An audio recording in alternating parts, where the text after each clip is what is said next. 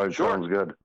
I'm going to turn my YouTube on my All right, my tablet. You do that. Hey, everybody on YouTube, we're kicking off a brand new week here tonight, everyone. As you know what, we're getting closer to Halloween, which means it's Guru time. And yeah, we got Bryan Bowden with us too. You know, he's hosting about 17 podcasts as we speak. You know, this guy's amazing. Workaholic, works 27 hours a day podcasting, and we're glad to have Bryan here. Bryan's going to be here for the full show up until we get to the news.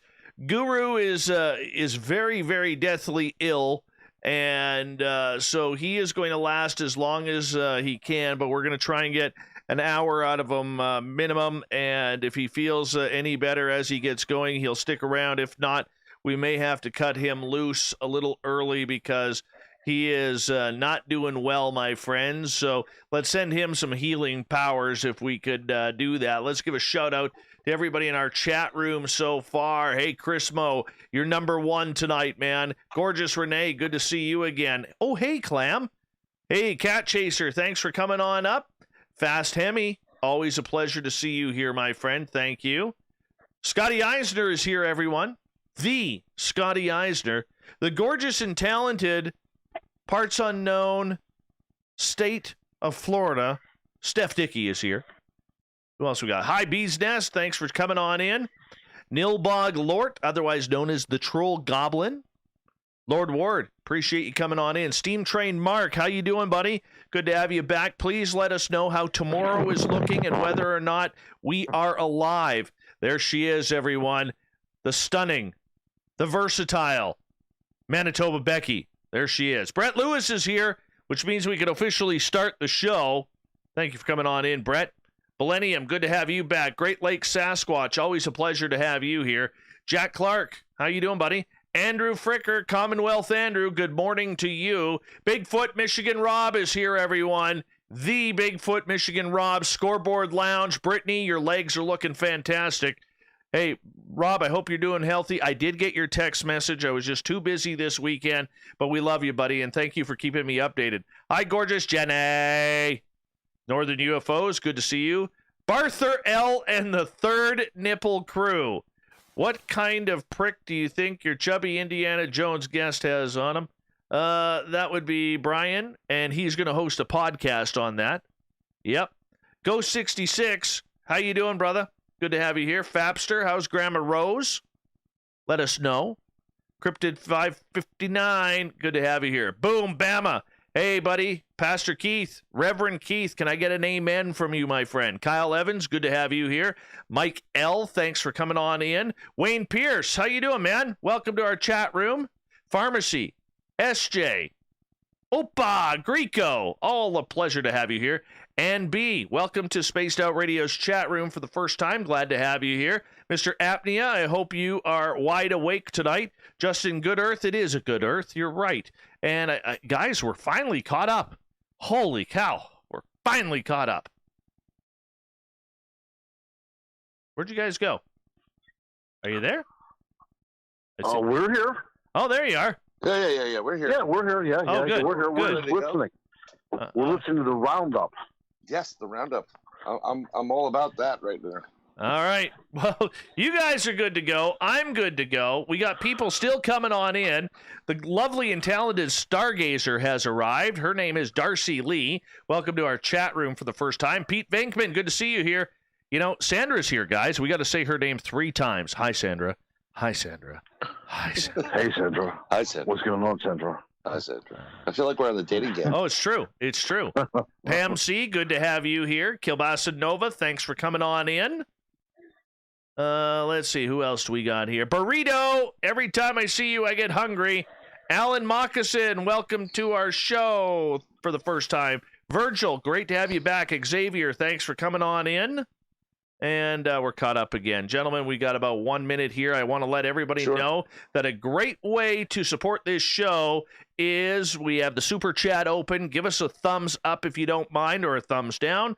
Hit that subscribe button. And, of course, ring that bell thingy there. All right. And on our website, you can go to the SOR Vault, grab yourself a T-shirt, some swag. We got new stuff coming very soon, and yeah, that's about it. That's all I got for tonight. Show's over. Show's over. I'm done. All Try right. the veal. Yeah, try the veal. That's right. All right, boys. Let's see.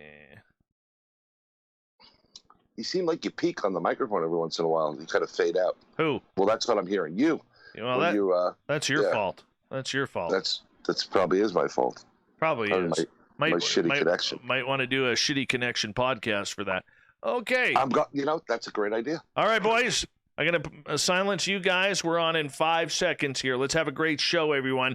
Enjoy your night, because the Woo kicks off the week right now.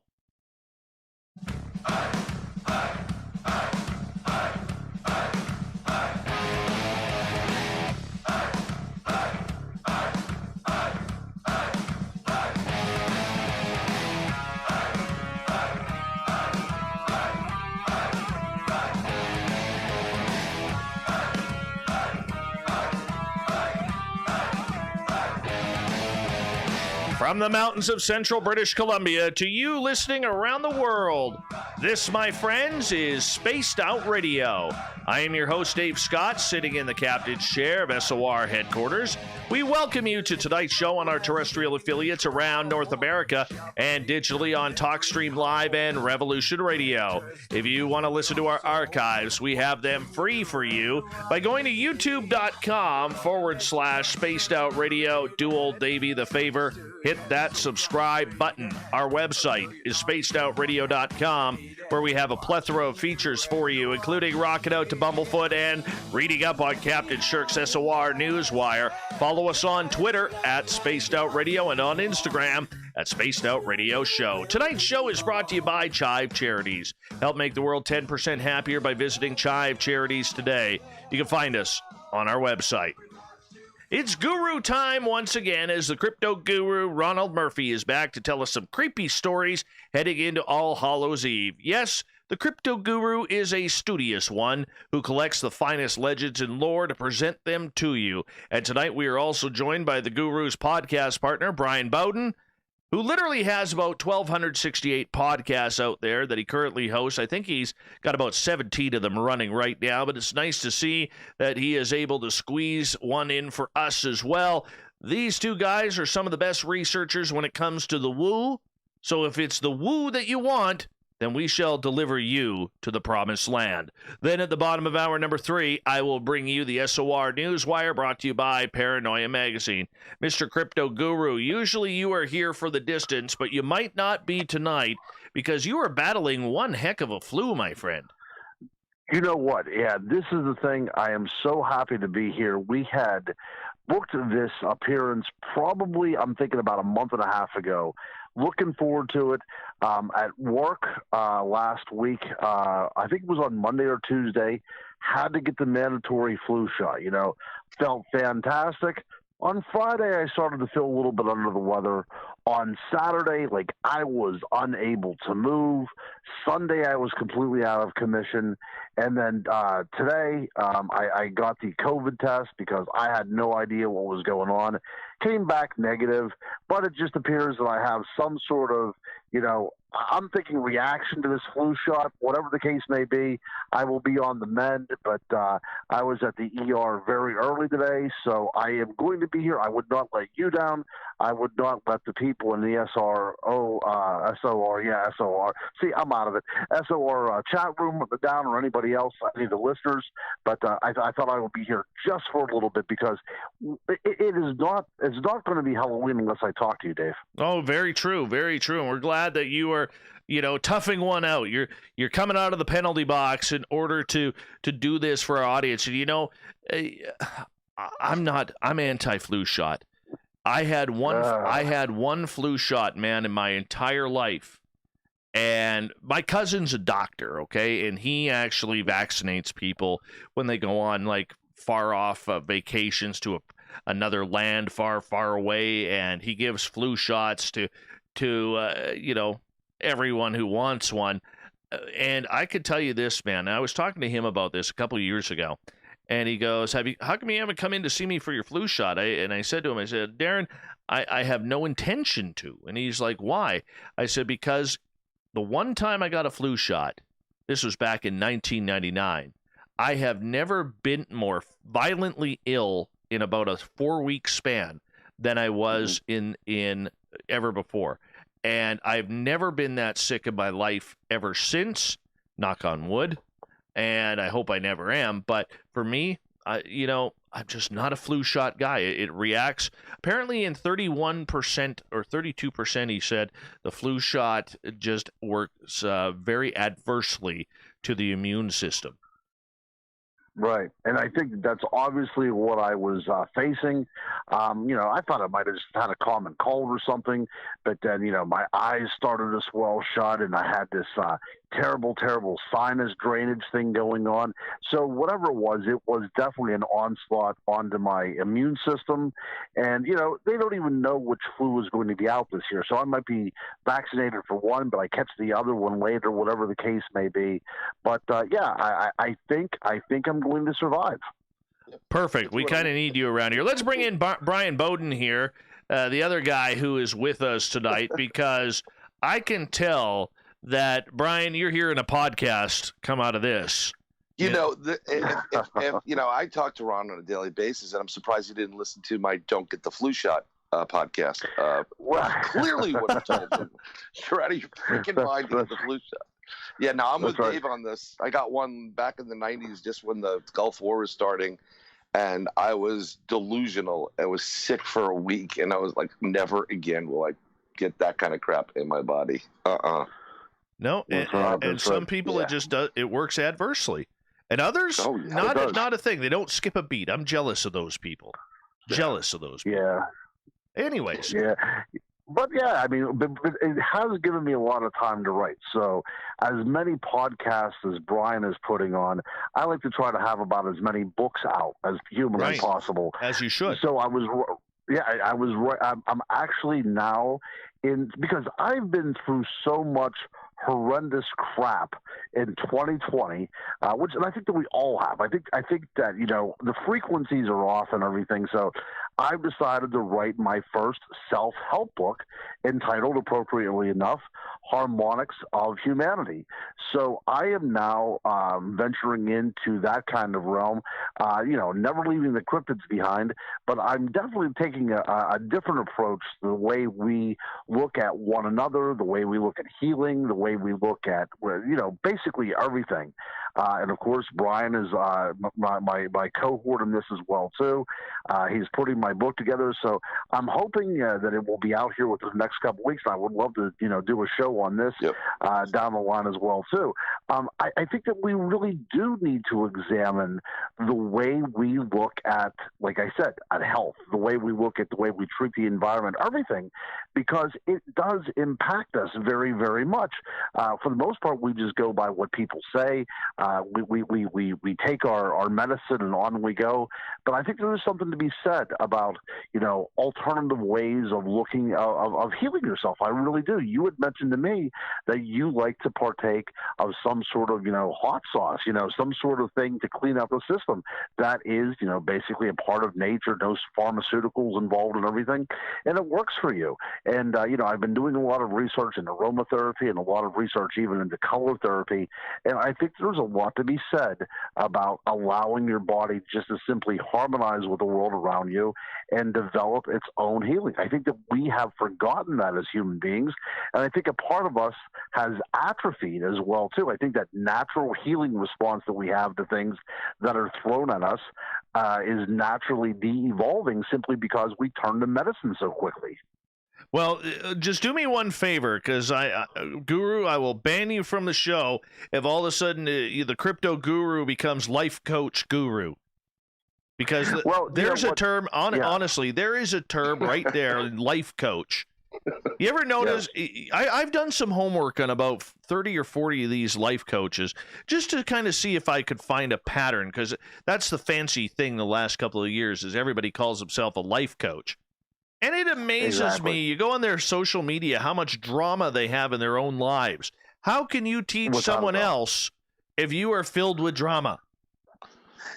See, that is the whole point. What I'm doing is building upon all of my mistakes that I have done in life.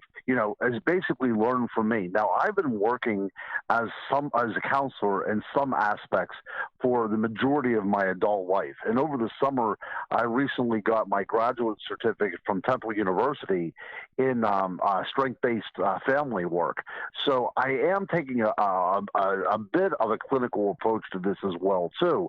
And I do understand, look, Bryan and I have been to conferences before when we have found people that classify themselves as hug specialists, where these guys are charging $20 to give somebody a hug, and they'll lay down on the floor with them and they will hug them and everything, and they apparently make a living doing this because without fail the guy had girls lined up for them to get hugs from, and he was not he's not a Tom Cruise or a Brad Pitt in any way, more along the lines of Zach Galifianakis, but it was really stunning to see.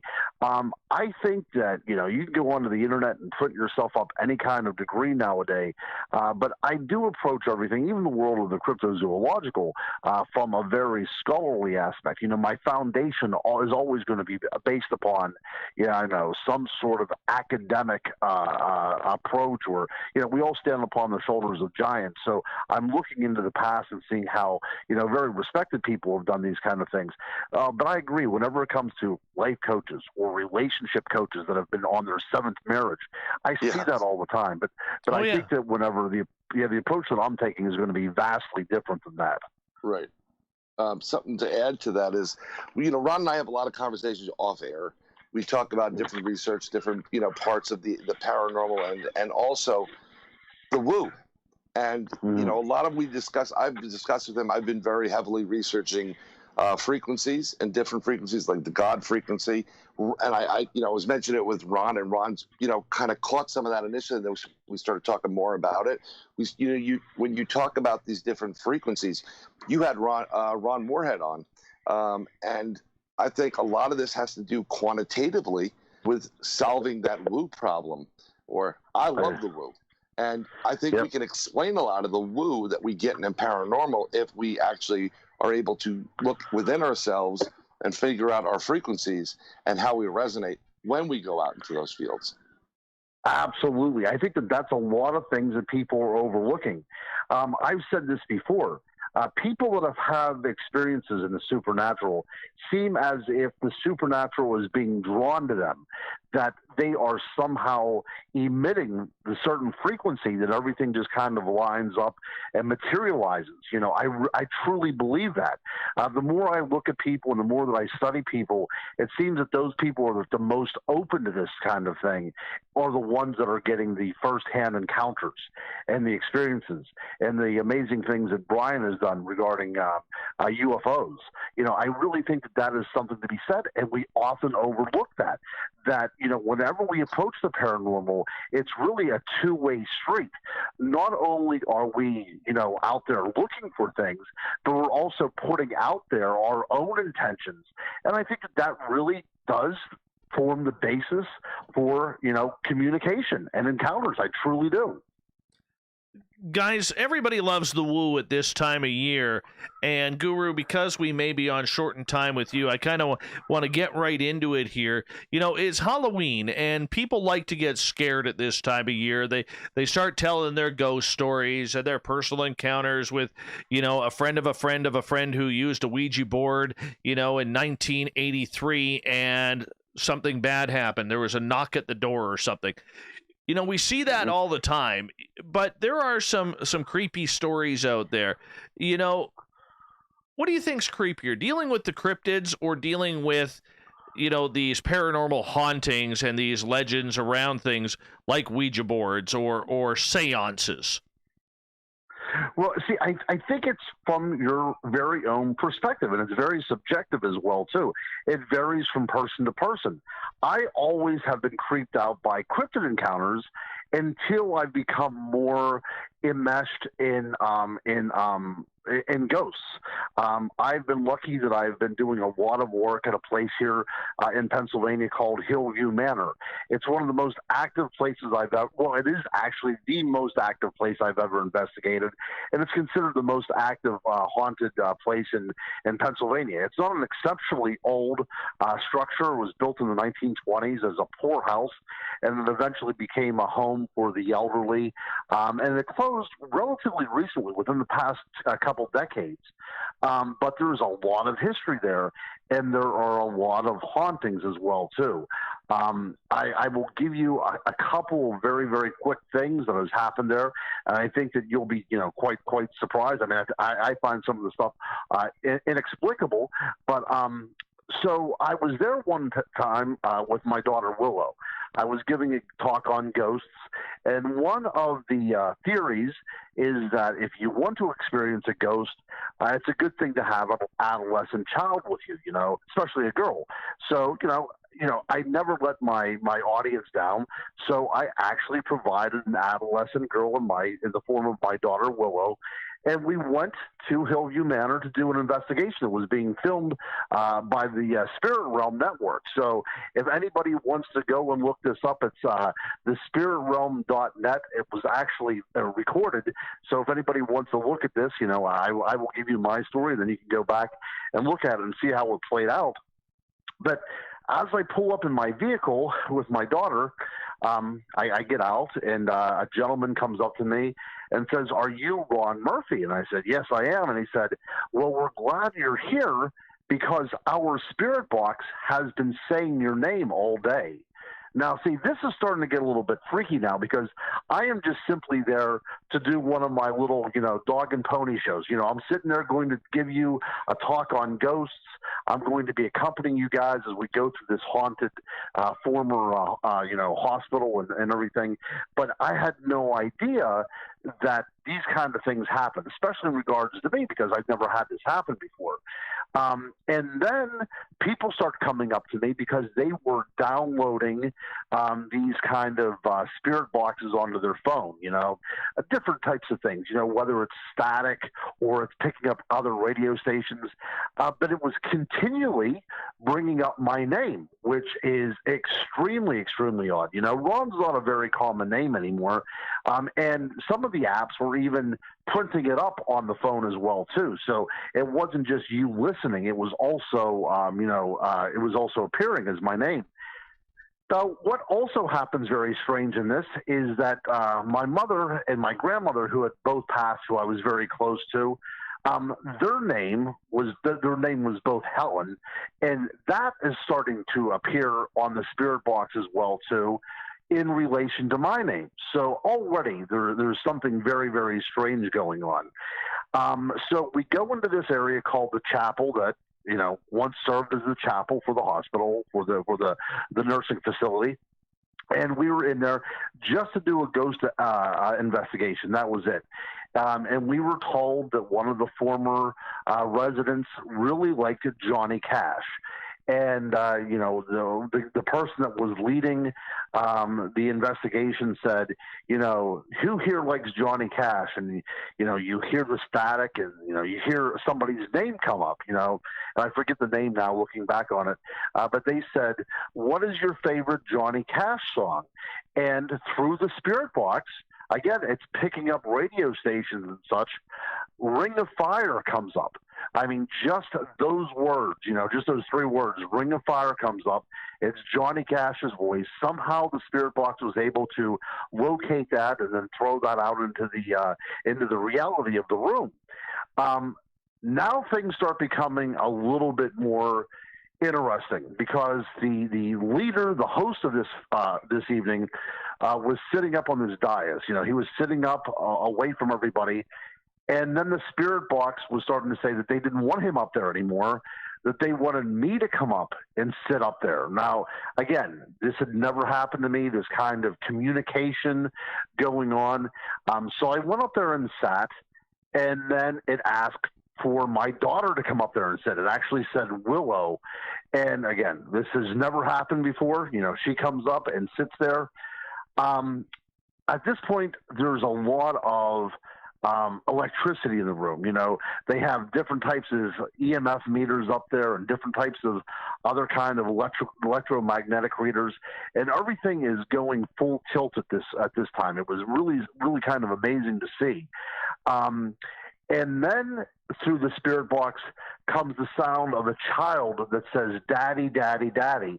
And it sounds just like my youngest son, Ronald. I mean, it got me to the point where it was actually making me fairly emotional because it sounded like there was a child there in very serious need.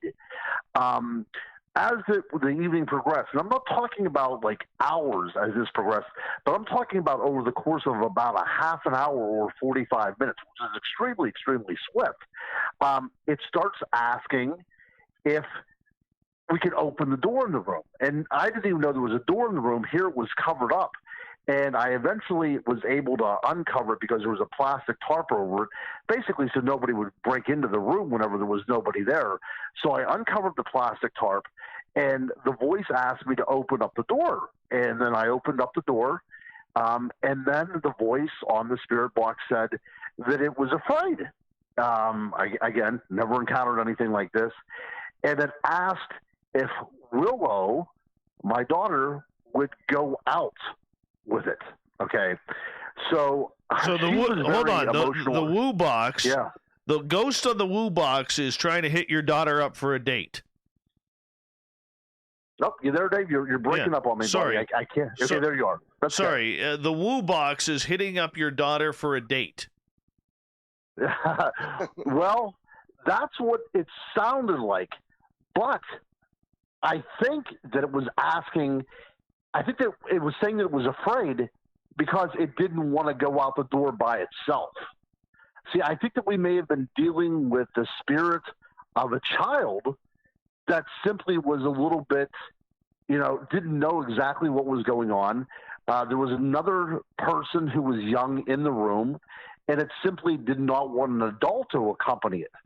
I truly feel that that's the thing that had happened, because whenever my daughter finally got up, and again, she was very emotional. Whenever she finally got up, she walked out of the room and she walked through the door. And I swear to you guys, this is absolutely true. You can go and watch this. She steps out of the door. The spirit box at this point says, "I love you," and all the electricity stops. Everything just shuts off, and the room is in total blackness.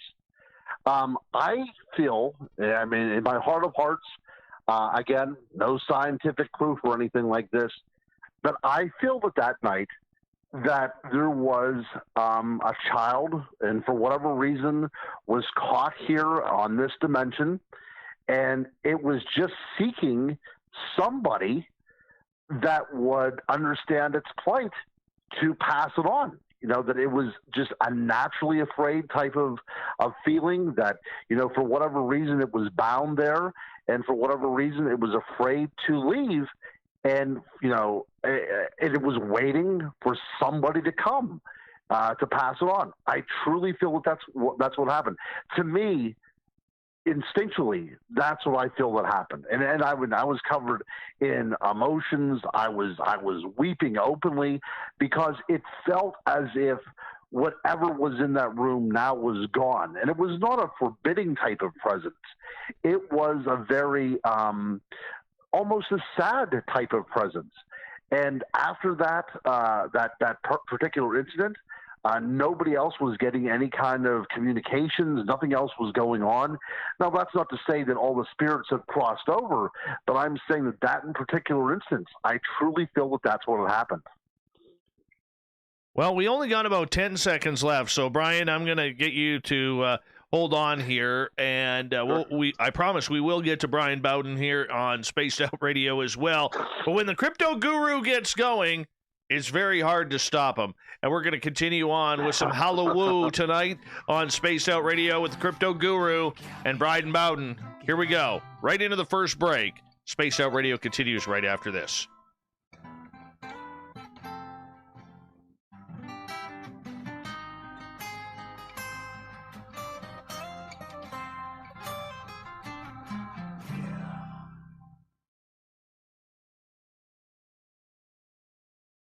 All right, boys.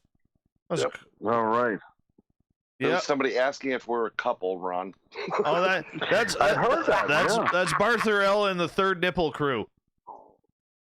Wait, who asked that? Barther L and the Third Nipple Crew. Oh, right.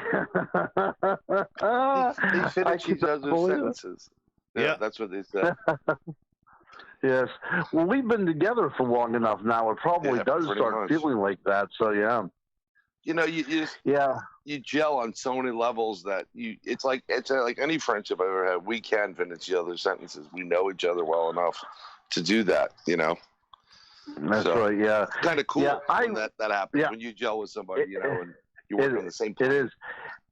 And again, I really think that place in Michigan is just begging for a spaced out radio conference. I mean, if we could make that happen, if all this COVID crap goes away, I think that would be an amazing thing to, have a couple talks, a few hours before the show, and then just simply rip with a live show from 12 until 3 right there. Right. I mean, and, the only problem we have is we have to get Caitlyn Jenner, the governor, out of there. They got to recall the Michigan governor, Caitlyn Jenner, to get that happening. But that's pretty cool. Your daughter was asked out on a date. I didn't quite see it as a date. I think that it was simply but she was really shocked by this whole event as well too, and she's an ardent skeptic. She has no problems telling me that I'm full of shit. So they are the best. This is very true. This is very true. They are the best. I took my oldest, who's going to be 13, on the 30th, up to the closing count of the fifth kind. They took her with me, and she was just blown away by it, and she had a ton of questions and a little bit taken back by it because we saw some objects and that were very unusual, and but it's I like that curiosity. Like this is what your old man's into. This is what he does. Don't make me get those aliens out when the boyfriends come knocking. That's right. But you know what, though, Dave? After that event, the local newspaper found out about our time up there. So they decided to run an article on Willow and I, and they put it on the front page with a picture of me and a picture of her. And every time we went into a store, she was sure to find the paper and turn it upside down so nobody would see her picture. Yeah. Hey, one second here, guys. Brian, not to be a jerk here or anything, but what? The Michigan governor, that's Gretchen Whitmer, man, and I got a lot. We're still live on YouTube as a reminder, and we try not to get politically incorrect or anything. So. Yeah. No, it was just a little bit of a joke, and I don't want to offend anybody. I know who Gretchen is, and I don't agree with her policies, but I know she is the governor. I know she is the governor elected by the people for the people. Yes, and it is a great state, Michigan. So I have no problems with Michigan whatsoever. Yes. I have a couple of family members out of Michigan too. So I appreciate that. Well, good. So maybe those people in the fine state of Michigan did hear us, and they are saying, you know what?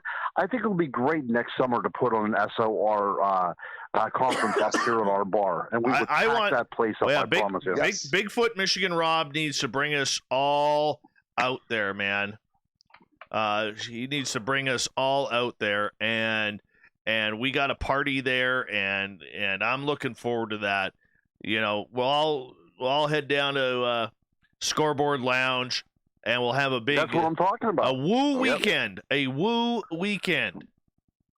I am telling you, and there's some of the finest investigators in the state of Michigan. You have Rod Blair up there and Sault Ste. Marie, who's done a tremendous amount of research in ghosts and sea monsters and things like that, or lake monsters up in that area. So you would be able to fill this up with a lot of local researchers. Yeah. I think that it would be a great event. I truly, truly do. Yeah, absolutely. Absolutely. We got about 45 seconds. Thank you to Michael Boyle for the super chat tonight on Spaced Out Radio. We really do appreciate the love and support, Mike. Thank you so much, even though you continually say I look like a Randy Quaid clone. but we'll let that go. We'll let that go. And, the other thing, too, that we want to remind people is a good way to support this show is by hitting that subscribe button and hitting that bell. So that way you know when we're going to be coming on. If you're not around 9 p.m. Pacific and all the way out east every hour. Next time zone. Bartherell and the Third Nipple crew, thank you for joining us. We really do appreciate your lack of humor here tonight. Thank you. Thank you very much. Here we go, guys.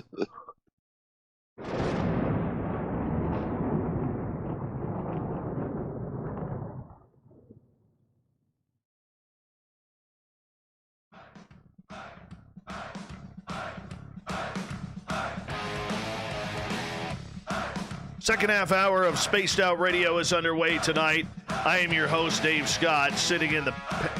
Where am I? I'm in the captain's chair of SOR headquarters. Thank you so much for joining us. We really do appreciate it. I want to remind you that if you miss portions of this show or others, do me a favor. Go check out our free archives at youtube.com/Spaced Out Radio. Do me the favor, hit that subscribe button. Our website is spacedoutradio.com, where we have a plethora of features for you, including rocking out to Bumblefoot and reading up on Captain Shirk's SOR Newswire. Follow us on Twitter at Spaced Out Radio and on Instagram at Spaced Out Radio Show. We continue on tonight with the crypto guru, Ronald Murphy, and special guest, the man with 1,522 podcasts, Bryan Bowden. We always appreciate these gentlemen coming on in. You can listen to their joint podcast, Inside the Goblin Universe. Just Google that. They got a website on that. They got everything on that because they're really good dudes out of the state of Pennsylvania and New York, and we appreciate them being here. Gentlemen, welcome back. No place I'd rather be. How about you, Brian? Oh, no place I'd rather be. It's late, but I love the SOR family that's always online. I love Dave, so I'm more than happy to be here. All right, let's... Absolutely. The place I do want to be is at scoreboards, though. I will keep that up. I will say that until we are finally at scoreboards. That'll be good. And for people who are wondering, we're trying to convince, once this whole COVID mess is over, we plan on a big road trip to the beautiful state of Michigan to go to Bigfoot Michigan Rob's Scoreboard Lounge, where we can have a good party and talk woo all night long. And that is the goal. Mm-hmm. That is completely the goal. That is the goal.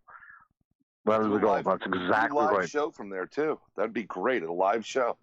All right. Boom. Let's move on here, gentlemen, as we continue on with Spaced Out Radio tonight. And I want to, get into some cryptid woo here, because there's a lot of people who wonder if the Headless Horseman is real. There's a lot of people who wonder if there's really trolls under the bridge or witches flying around come full moon.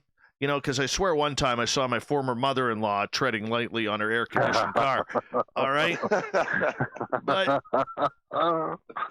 But honestly, Brian, I mean, there's a lot of weird stories out here that continually spark the imagination around Halloween time. What's a cryptid one that sticks with you?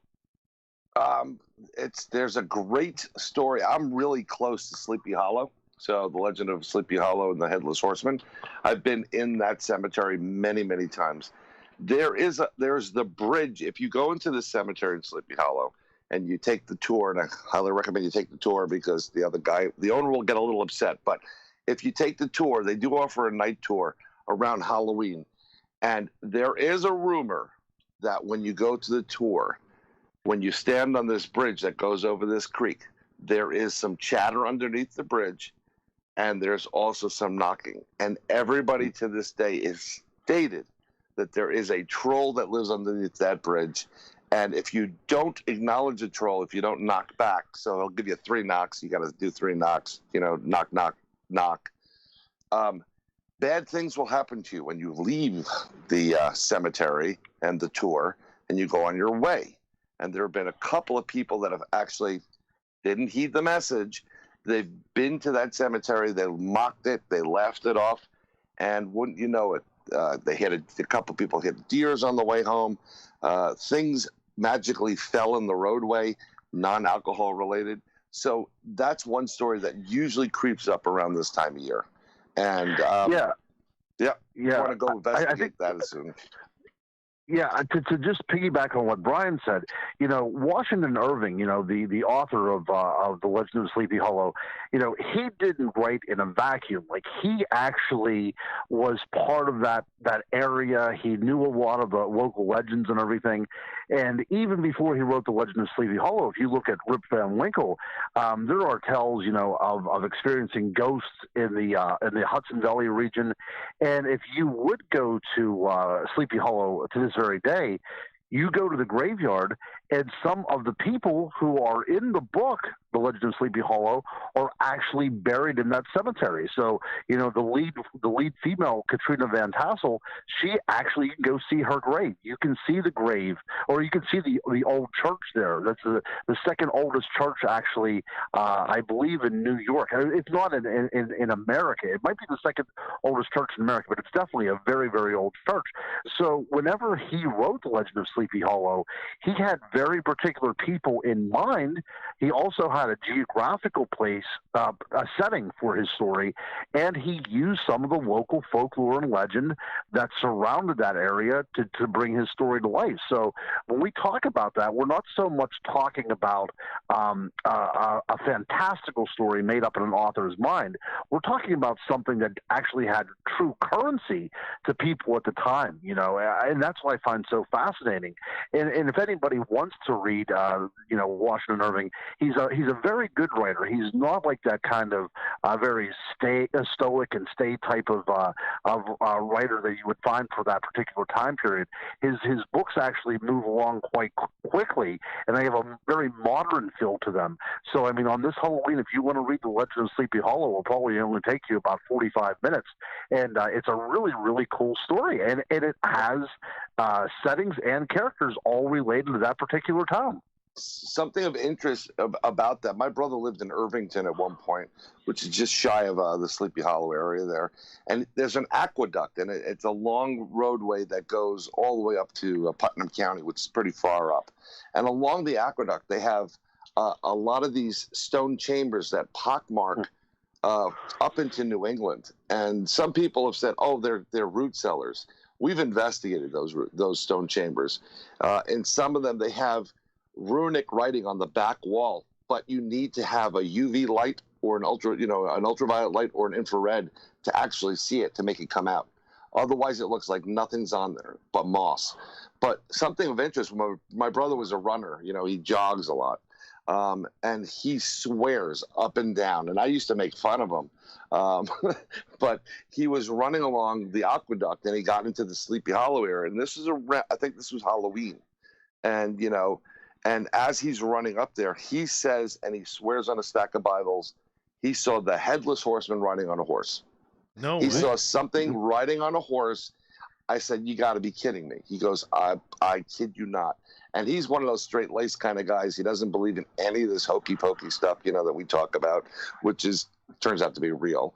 But so from this day forward, I've always tried to get in that area for the most part, because, hell, I want to see the headless horseman.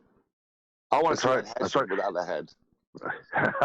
Yeah, but you know what? Not only that, I mean, that whole area is, the first cases of flying triangles are in that particular area as well, too. And if we move back farther in time, the first sighting of the Flying Dutchman took place on the Hudson River. So we think about these kind of oceanic sightings of this ghost ship and everything. This area, this very, very small geographical area, is just populated with legends of not only, witches and black magic, but also ghosts, and also, Bigfoot sightings as well, too. Yes. So this is really a very, very good area. And if you want to spend a great Halloween, I would not recommend a place like Salem, because none of that had anything to do with the Halloween season. That almost happened exclusively over the period of the summer in 1692. But if you want to talk about things that happen where the veil between this world and the next is at its thinnest, the Hudson Valley area is by far the first place that I would stop. Oh, yeah. We had in the 80s, we had the Hudson Valley UFO sightings that went across from northern New Jersey into New York up into Connecticut. a lot of these, they saw a craft not that far from where Sleepy Hollow is in that Hudson Valley area. There was a woman, there was a nurse getting out of Westchester Medical, and she was trying to get on the ramp to go home. And as she was getting out and she's driving, she saw a mile-long UFO hovering over the Taconic Parkway. And she's been interviewed, and then she, everybody asked her, what did you do? What did you do? She goes, I went home. I couldn't believe what I was seeing, but I had to go home. I mean, it's pockmarked. It's not only, Washington, Irving, and Sleepy Hollow, but you're also talking about Whitley Strieber and Communion, Hudson Valley. And this is where, I know people that have had these experiences with aliens. And when they saw that cover of that book, they just could not, go out for a while. It really freaked them out. That's because these tales, although they sound like folklore, they're based in a lot of fact. And we are the guys that are trying to get to the bottom of that. That's what we do. How can we prove it's fact, though? I realize there's legends, there's stories, there's creative writers, there's woo. Right. But how do we take a story like the Headless Horseman and bring it to fact? Would that be something along the lines of a tulpa? I think it's a partial tulpa, but what you have is, it's really interesting that people are coming across these different type of documents. It's little by little they're finding in old houses. They're renovating some of the old houses up there, and they're finding documentation in written word, and where it's expressing that an experience or an interaction, or they're discussing this giant moon that was hovering over the town. If someone's seeing a giant moon hovering over the town while there's a full moon in the town, there's got to be some kind of truth to that. Don't get me wrong. When you have the tulpas and psychologically, people, it was very dark back then. Little light, little nothing. It's kind of scary. Who knows how much the psyche played on that? But there are documents slowly coming out that are saying exactly what these people are writing. So that's where the truth would come from. Right. But again, none of us, until we can go back in time, which I haven't fixed my time machine yet. We're just gonna have to go from what was told, and then when you find uncover other information based on, town records or minutes, meetings like Mason meetings, and they discuss certain things that take place in there that people are finding. It's very interesting. Well, here's the one thing though, guys. Whether it's the Hudson Valley, whether it's the Pennsylvania around Chestnut Ridge, whether it's what's the triangle in the Bridgewater Triangle. There seem to be all of these areas where all of this spooky stuff just seems to coagulate and mix together, Guru. Yep. And that's a lot of the things that Bryan and I are actually working on in this other book. If he would ever sit down and get off his podcast and get it done, there seems to be, and that's one of the continuing, connecting the dots that we're doing, is that it seems there are different parts of this world that are presupposed to these types of things. We're talking about things like earth energies or ley lines. There seems to be something about particular areas that have a power to them, okay? And I truly believe in the idea of ley lines.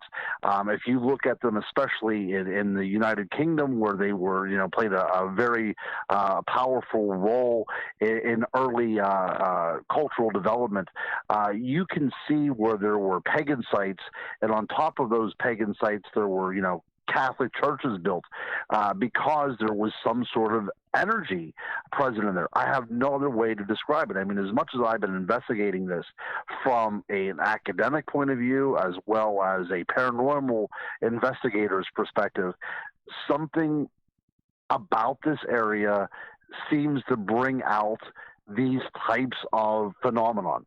And the only way I can express it by what's going on is there is something inherent within the earth itself. There is some reason that brings these things here.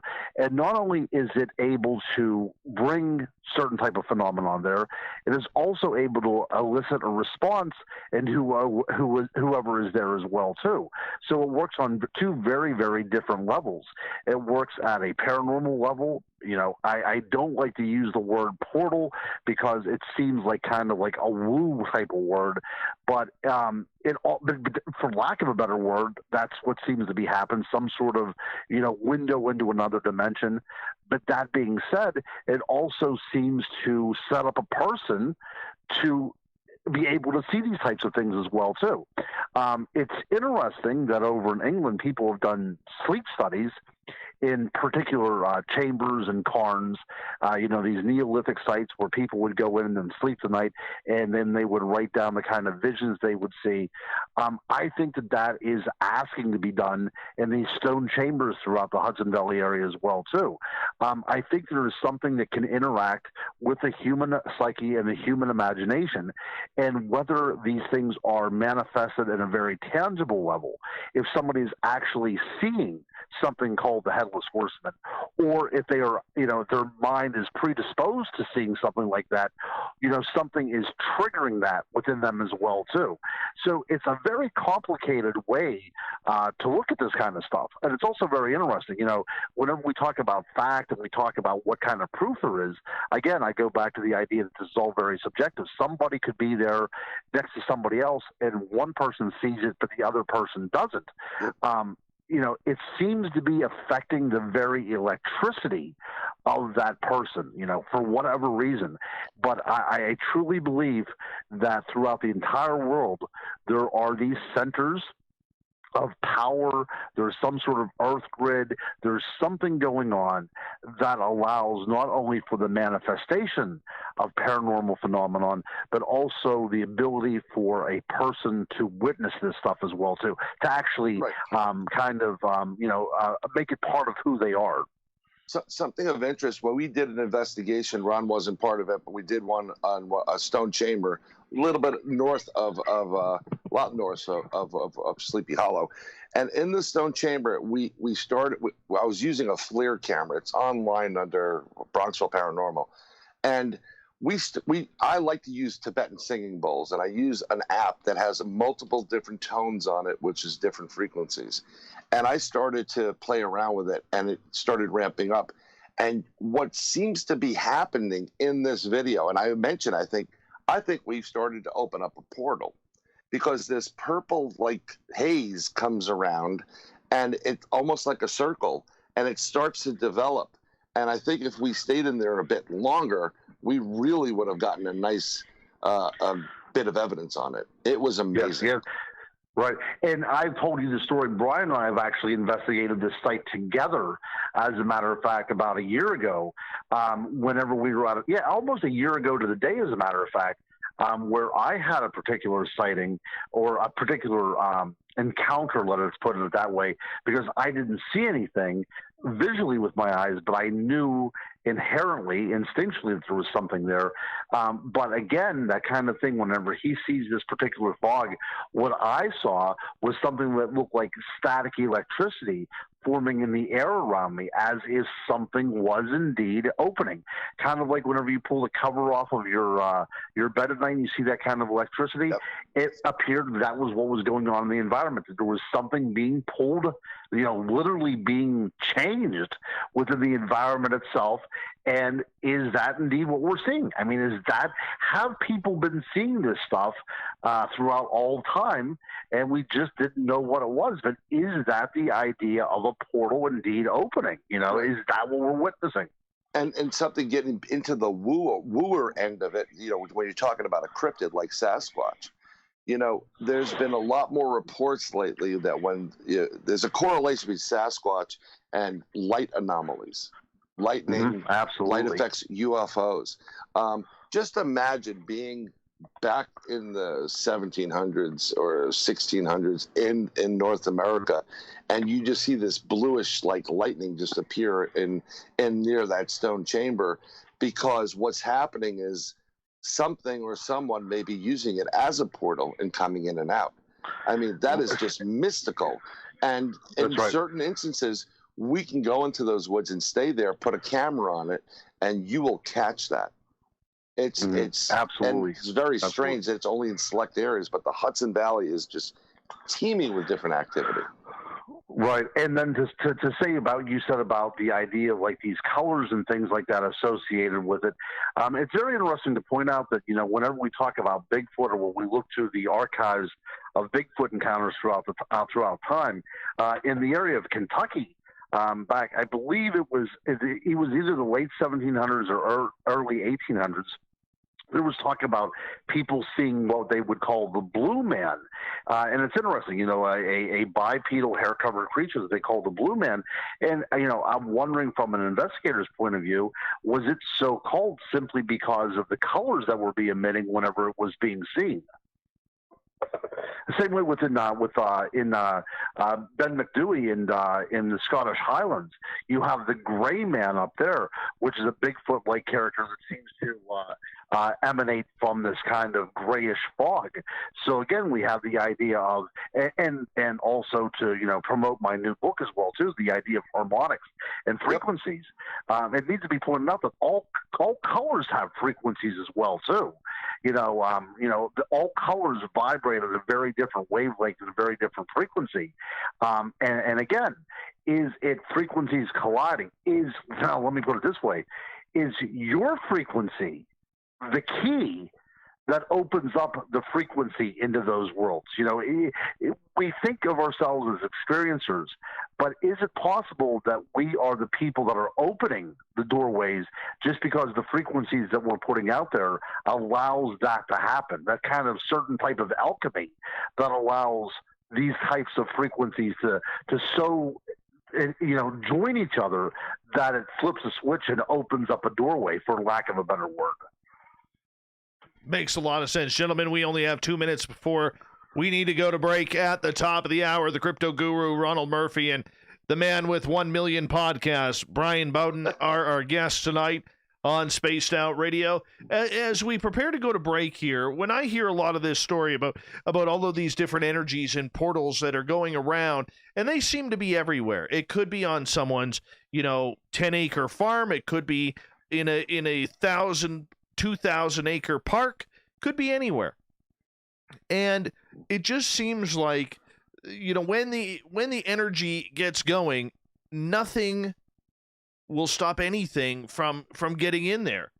And I think for a lot of people, they may have that problem, Bryan, in 90 seconds here, okay, that they can't understand how you can have the paranormal, UFOs, aliens, cryptids, gargoyles, gnomes, trolls, everything in one small location.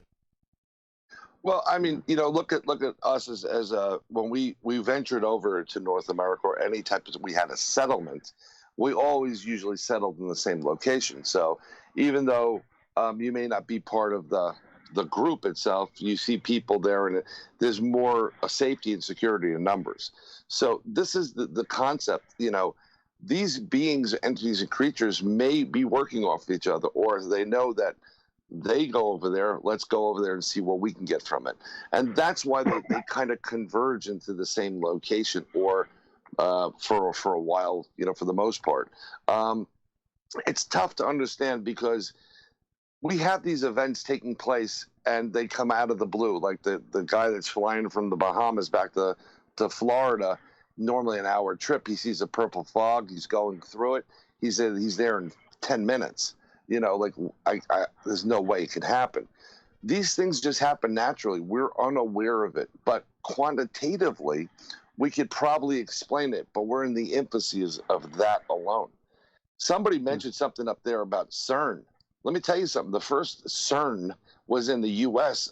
Through Illinois, and they shut that down rather fast in the year 2000. It was running, it was going, and if you want to talk about a correlation, how about that CERN being in operation just about the same time that the Mandela effect was taking place? Well, there you go. What did they open up there? What did you do? Bowden, Yep. What did you do? All right, I got to get you guys to hold on right there because we are going to go to break at the top of the hour. We got the crypto guru, Ronald Murphy, Bryan Bowden, podcast host extraordinaire, continuing with the Woo Talk, monsters, paranormal. It all continues right after this on Spaced Out Radio.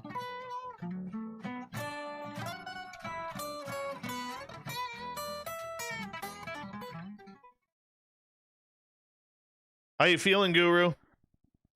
You know, I'm able to go for at least another half hour, dude. I'm just going to take it half-hour chunks at a time. Beautiful, beautiful. There Okay, you guys talk cleanly to our YouTube audience because they are watching on in. And no politics, gentlemen. No politics.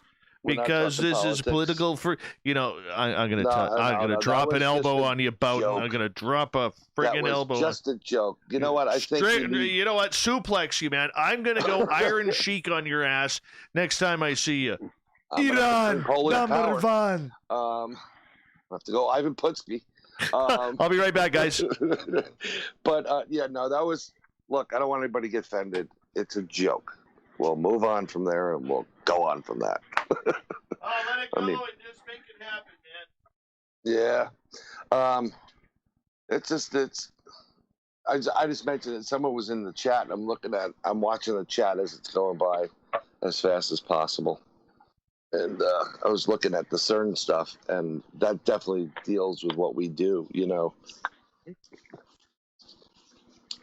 Dave, whenever we come back, I'd like to just kind of wrap up the idea of the location of. He's not. Dave's gone. Oh my goodness! Dave went to take that dogs out. Wow! Let me just address the fine folks then that are there at the YouTube channel. Whenever Dave comes back, remind him, please, that I want to kind of wrap up this idea of the locations of these particular portals and of these kind of events, because I think that we can show, relatively speaking, that people do know about these kind of things and just kind of wrap it up. How many people do we have on YouTube right now? 125. Holy fudge! That's a lot of people. Yes. That is a lot of people. 125. Yeah. And if these 125 just shared it in their status update, then we could possibly, double that. Yeah, I would say that we could double it or triple it, whatever the case may be. I have no idea. But I really, guys, I am impressed that there is that many people watching us on YouTube whenever you could be turning it over and watching a toddler open up toys, and I'm sure that he's getting like 15 million views. Yeah, or my kids are obsessed with YouTube. Sometimes they'll watch that all day long and not even bother, watching, with the $150 I pay every month for cable.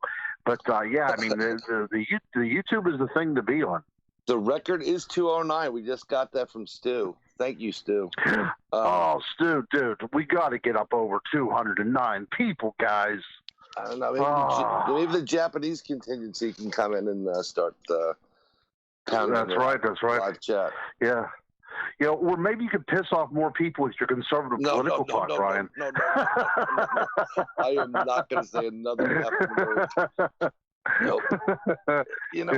But I'm just way too uptight today, and I'm leaving it alone. Yeah. Well, getting back to the idea of Michigan, and I've only been to Michigan one time. I did a conference up there, up in northern Michigan. But truly, it is a beautiful place.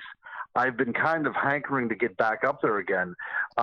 There is a lot of wilderness in Michigan.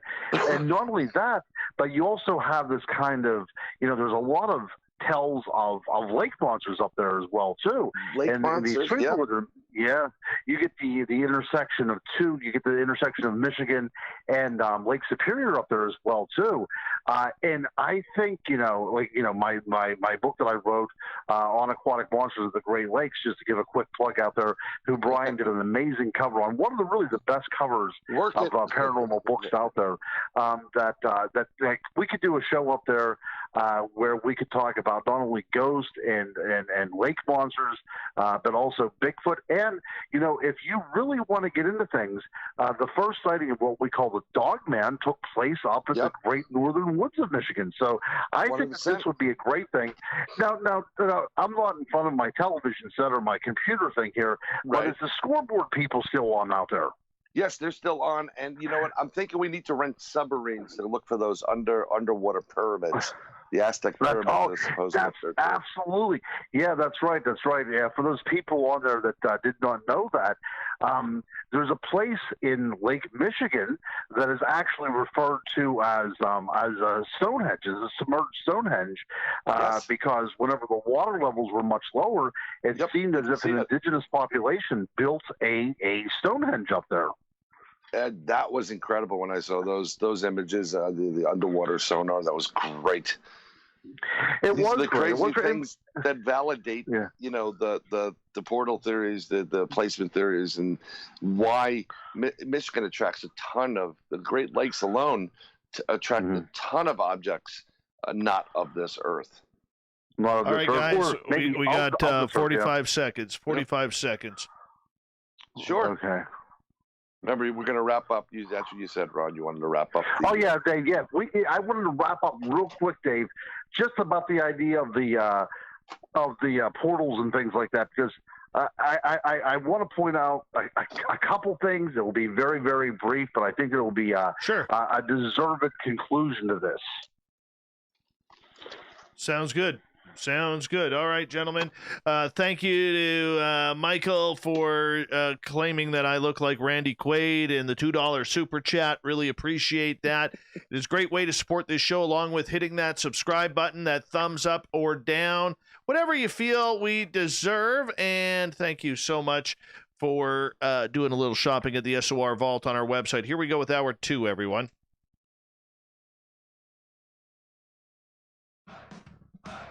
You're listening to Spaced Out Radio with Dave Scott.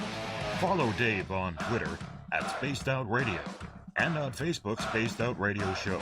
Hour number 2 of Spaced Out Radio is now underway. I'm Dave Scott, sitting in the captain's chair of SOR headquarters. Thank you so much for joining us tonight. We welcome back everyone listening in on our terrestrial affiliates around North America and digitally on TalkStream Live and Revolution Radio. Remember, you can check out all of our archives for free by going to youtube.com/Spaced Out Radio. Do me the favor, hit that subscribe button. The Desert Clam has set the password for tonight in the SOR Space Travelers Club. Let's find it here. Where did you put it, Clam? There it is.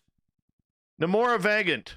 Namora Vagant is your password. What it means, nobody knows, but the Clam sets the password each and every night right here on Spaced Out Radio. Our website is spacedoutradio.com, where we have a plethora of features for you, including rocking out to Bumblefoot and reading up on Captain Shirk's SOR Newswire.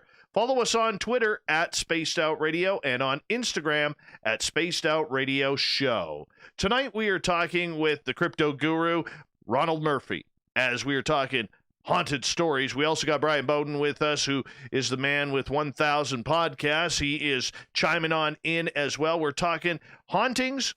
What is causing them? Halloween time. Best way to talk about this subject is right now. Guru, welcome back. Bryan, welcome back. Thank you. Hey, glad to be here, buddy. Glad to be here. Absolutely. Absolutely. Guru, you wanted to finish up a point from last hour. Oh, yes, about the portals. We talked about, locations of these things and all that kind of stuff. And then I just wanted to point out that whenever we think about portals, usually these places are in out-of-the-way places. When we think of like Stonehenge, we're talking about the middle of a plain, where of Salisbury Plain. We're talking about locations in Africa, and we're talking about locations in China that have pictographs of these circular spirals that seem to indicate something that you would think of as a doorway or something, some sort of phenomenon that allows for ingress and egress, some sort of entry and escape, if you will. But these are usually in very out-of-the-way remote places.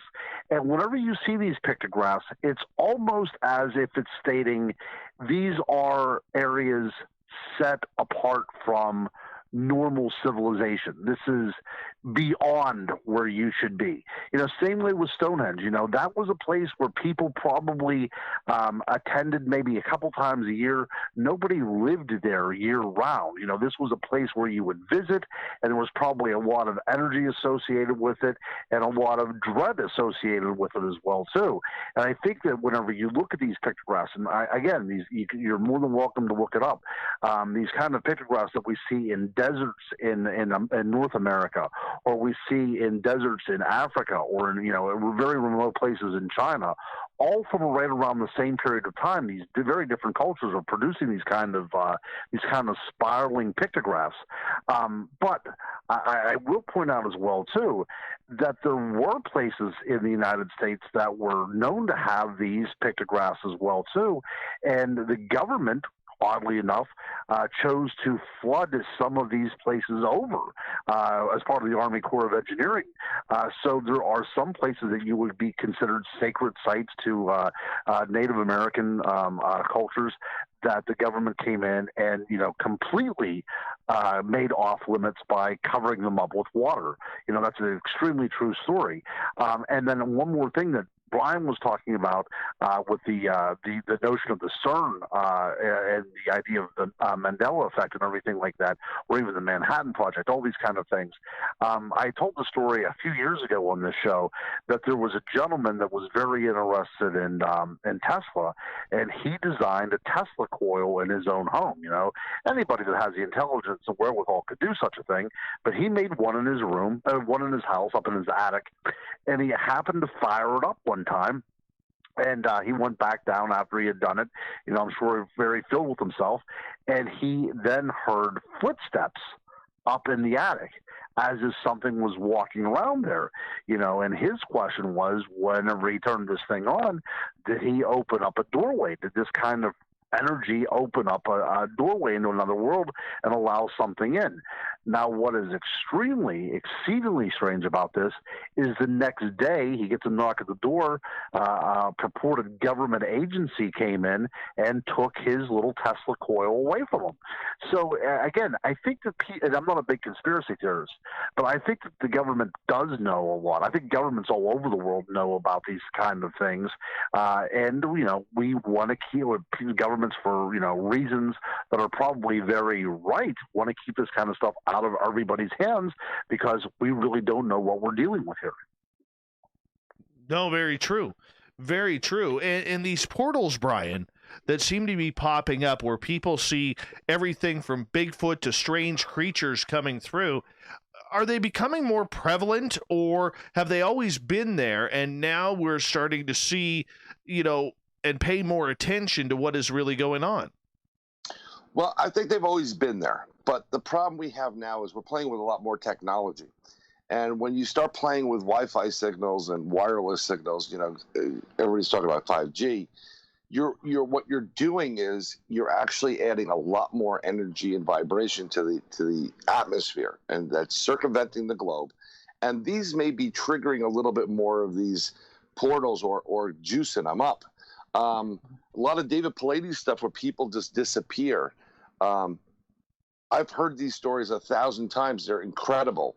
But one of the most incredible one, I think there was someone out of Canada, some mountain rescue. They were doing some, I guess they joined a course in New York State. And he was skiing down the course. There was a freak storm that came out of nowhere. He just had his ski equipment on as a rescuer. And the next thing you know, he's calling his wife. He's in California. Instantaneously, he was transported from New York State to California. This has happened several times on this specific mountain. I've got the name of the mountain right off the bat. But this is what can happen. This is Lake Placid. Lake Placid. Was it Lake Placid? I mean, just think about that concept. This is the same concept of the guy flying from the Bahamas to Florida, going through a portal, an energy vortex. I just think we're seeing more of them now because of, one, we played with CERN initially in the U.S. and now they want to build a bigger one, and they're planning on some other test that's coming up. And I really don't think they know what they're doing. And two, we're going through what we call an Earth cycle, an Earth change every 26,000, 27,000 years. So there's a lot of energy internally. The axes are changing. Magnetic north is changing. So it's the perfect storm, and we're living it. This is what I think the Mayans were talking about when they talked about the end calendar 2012. This was an experience for them at the 26 to 27,000 year mark, and things got destroyed. So this is why these portals, I think, are appearing. Mm-hmm. Yeah, and another reason too is, I mean, a very practical reason is there's still just more human sprawl. People are starting to move into places where they never lived before. That's the other thing too. Just for lack of land, people are starting to move into areas that were once, considered off limits. True, but does that make it any different for these portals? I mean, I think one of the people who is mainly on this, but will not discuss it publicly, is David Paulides. All right, because right. A lot of his missing 411 cases, I honestly believe that a lot of these people have walked into portals, and on their new timeline, everything is the same, but on ours, they're gone. Right. Absolutely. Yeah. Because that's the one thing that Bryan and I state all the time. The idea of time itself is a human construct. Time doesn't exist. Exactly. Yeah, we base it upon movements of the sun. It's basically just divide up our days so we know when to work and we know when to sleep. That kind of thing. But time itself is a theoretical construct by what human beings have put there, and that's absolutely the case. Now, David Paulides comes about this from a very detective type of way, and I'm glad that he does. That's what he was trained to be. But if you would go back and just look at the annals of history, the idea of people disappearing, is much older than any of his 411 books. And then again, we look at place names like the Superstitious Mountains or any of these other kind of great places around the world. The natives had called them places of dread and places of fear.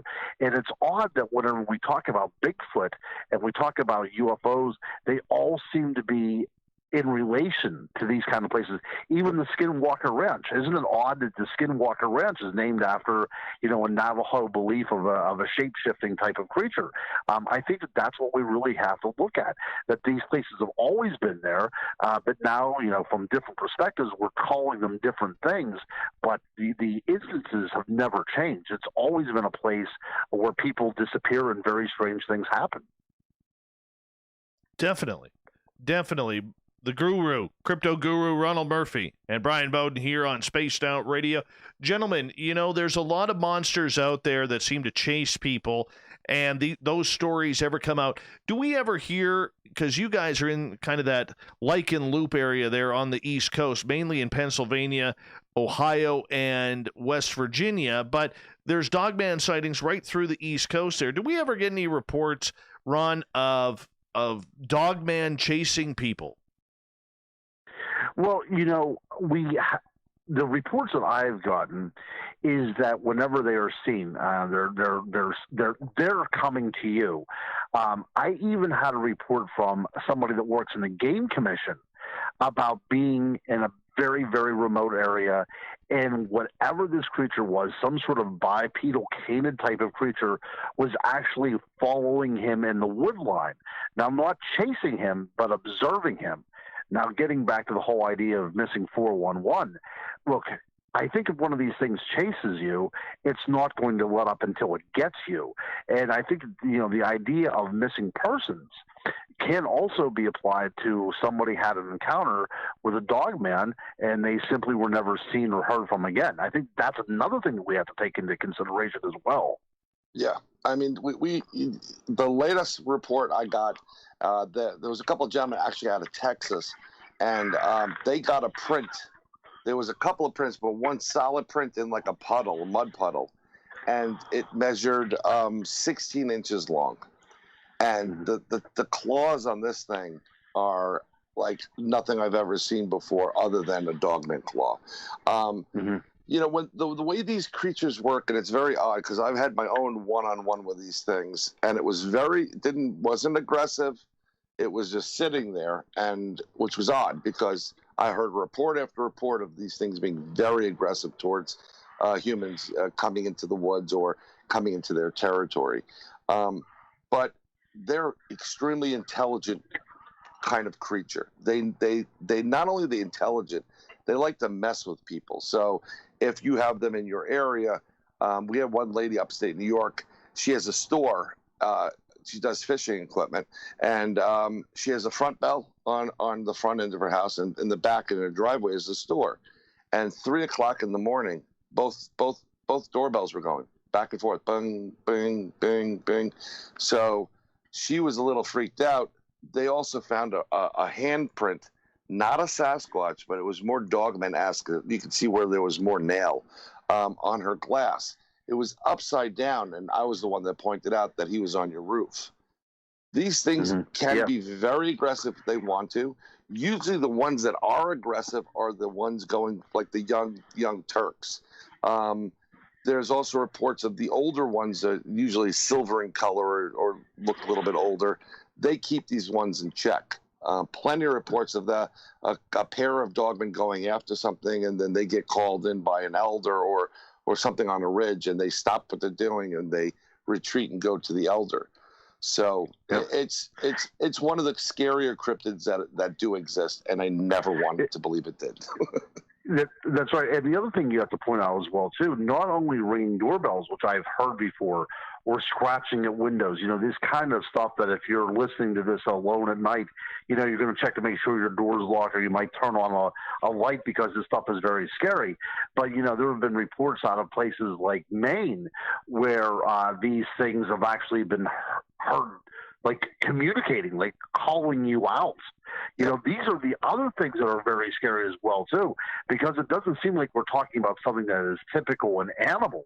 It's something that has an intelligence and also a seemingly, form of communication as well, too.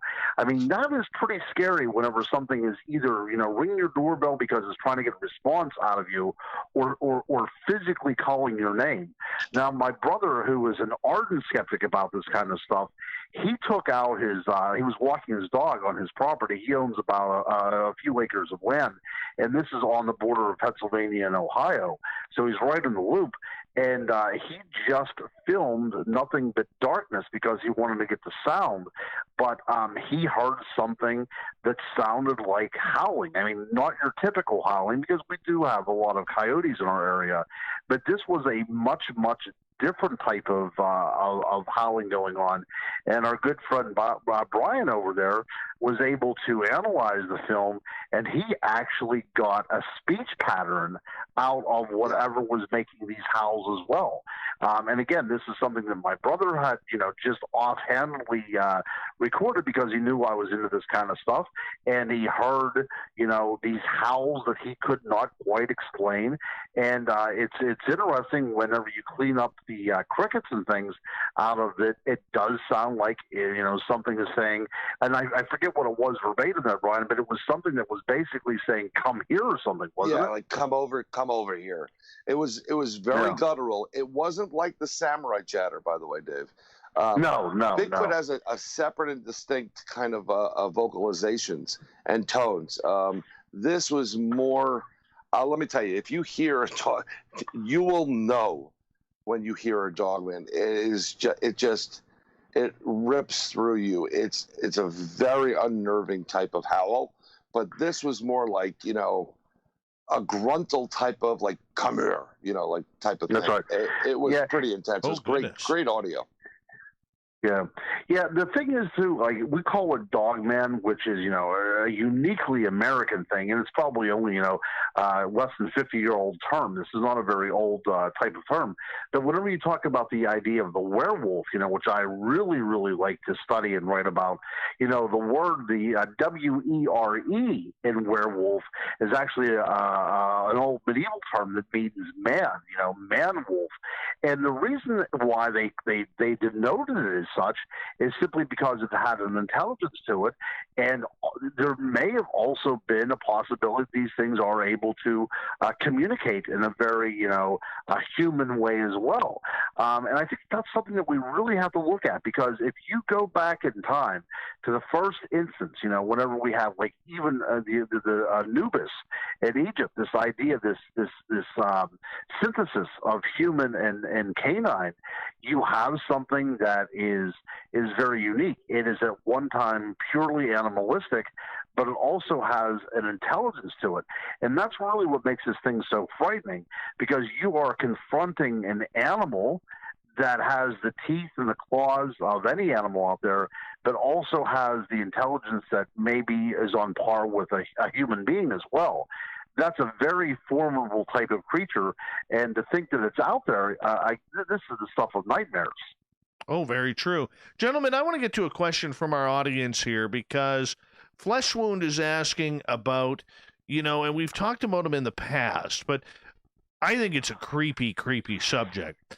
These stairways that seem to be found going nowhere in the forests. I was going to mention that prior to the break.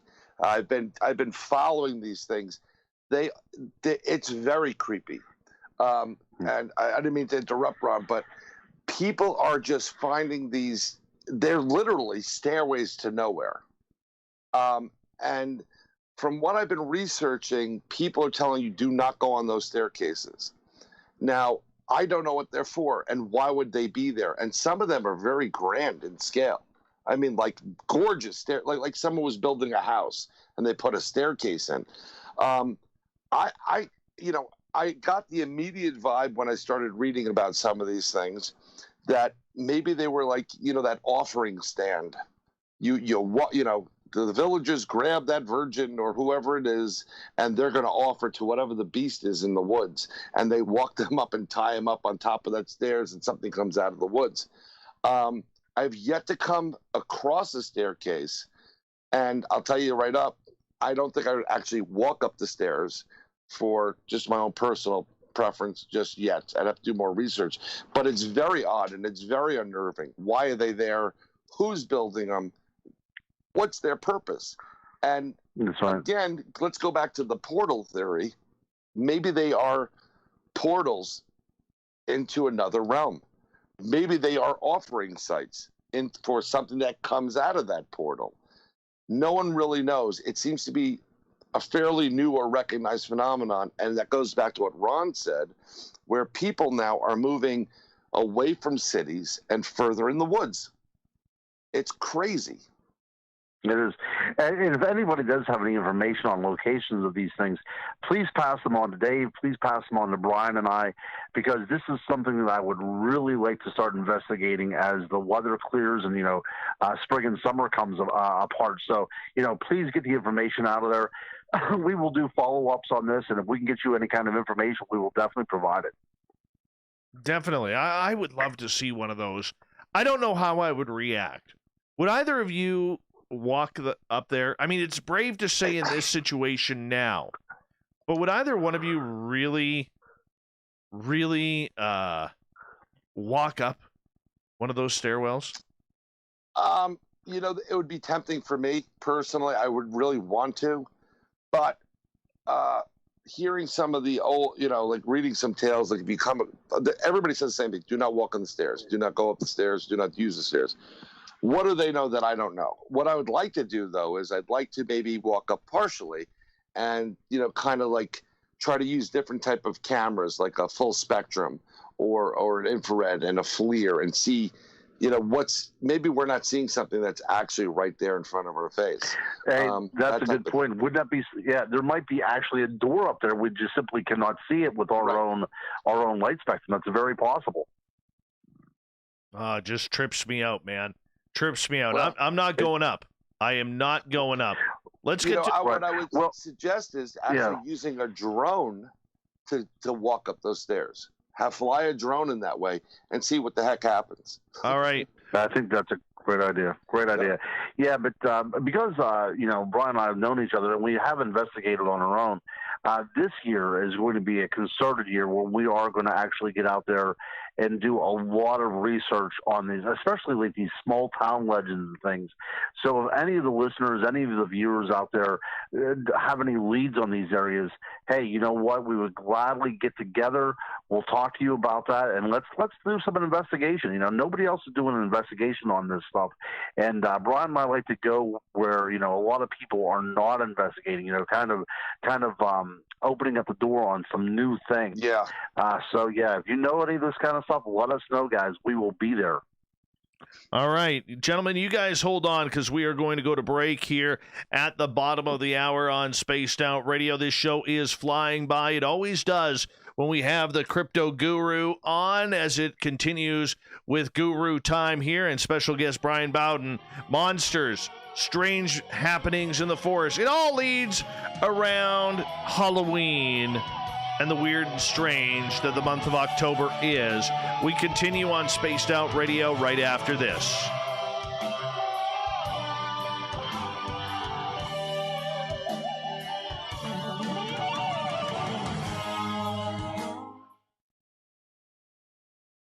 One of the best guitars ever. Oh, you must be talking about Bumblefoot. Yes, I am. Yes, man. You know, He's amazing. Now, Guru, we got a bunch of new people in our chat room who may not have heard of you or heard your stories before, but I'm getting requests, and I already know the answer, but I'm going to tell you right now. They want to know breakfast for dinner, yes or no? Again, you know what? We've had this discussion before, and I find it odd that anybody would plan breakfast for dinner. Okay, I just find it incongruous. It doesn't make any sense to me. Have I had breakfast for dinner? Yes, for the simple reason I forgot to go to the store and I have kids to feed.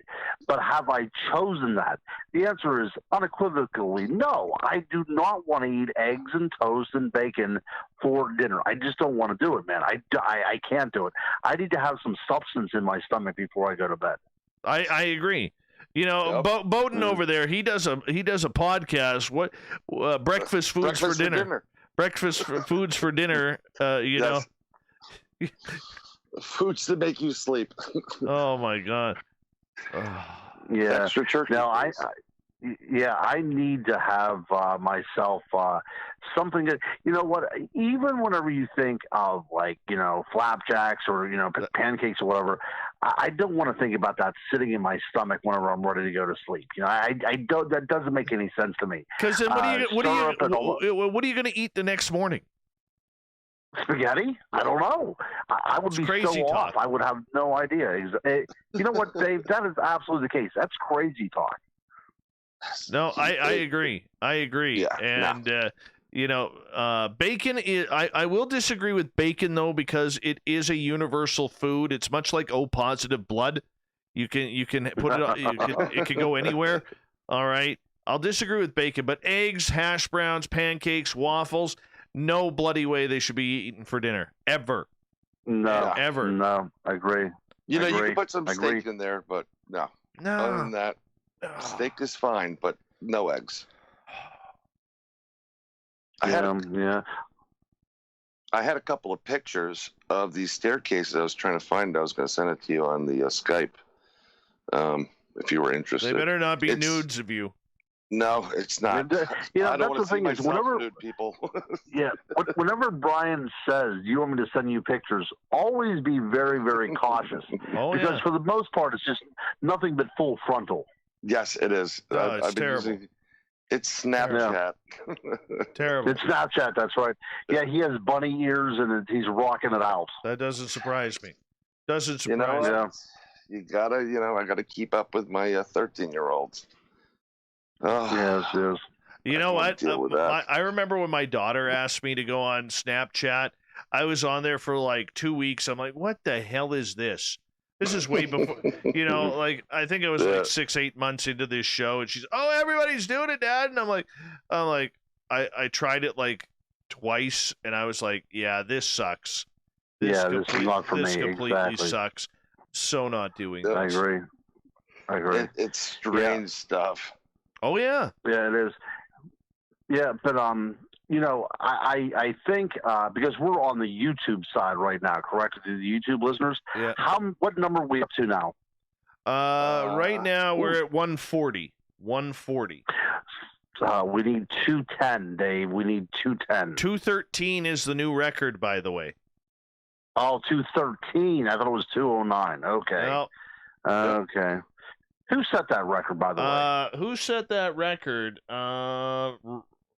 Grant Cameron, just last week. Oh, 213. And we broke 200 just a couple days before with Ronald Moorhead. Yeah. Oh, right. Well, Ronald Moorhead, he's a great guy. You know, he's a great guy. I've done some things with him before. Yeah, he's a good guy. But you know, I feel bad because who is the person that you've had on your program the most, Dave? Who is the person that you've had as the record breaker for the most appearances? Oh goodness, probably either R. Keith Andrews or. I would have put Butch Witkowski in there, but Butch, of course, having his heart attack, he got sick. He missed like 7 episodes, and I would say R. Keith Andrews is probably the record holder. Okay, yeah. See, again, your listeners are by far the most loyal listeners out there, and that's the reason why I love this show so much. And that's just not blowing smoke. And they're also the most intelligent ones out there. I say this all the time because it's absolutely true. Yeah. We can come on this program without anything planned whatsoever, and we can have an amazing show just because of the feedback from these folks. Hold on, boys. Here we go.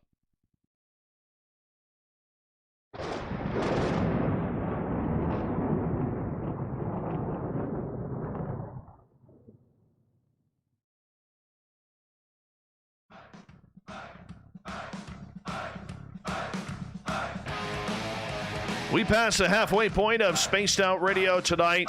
I'm Dave Scott, sitting in the captain's chair of SOR headquarters. What a pleasure it is to be live with all of you tonight. Thank you for tuning us in. We welcome back everyone, and we want to remind you that you can listen to all of our archives for free by going to youtube.com/Spaced Out Radio. Do old Davey the favor, hit that subscribe button. Our website is spacedoutradio.com. We have a plethora of features for you, if you didn't know that already. Yeah, we could rock out to Bumblefoot, read up on Captain Shirk's SOR Newswire, and much, much more. Follow us on Twitter at Spaced Out Radio and on Instagram at Spaced Out Radio Show. We continue on with the Crypto Guru as it's guru time here on Spaced Out Radio. Ronald Murphy, you can find all of his books on Amazon, another great researcher that we have on. He also hosts a multitude of podcasts. We can't count that high how many podcasts he has. Bryan Bowden is here as well. Gentlemen, we're going to start off with a question from Michael, and I wasn't sure if I was going to ask this one because Michael was preaching his undying love and affection for Cyndi Lauper in the chat room. And that's paranormal at its best right there. Anyways, I think he's probably a Coldplay fan too.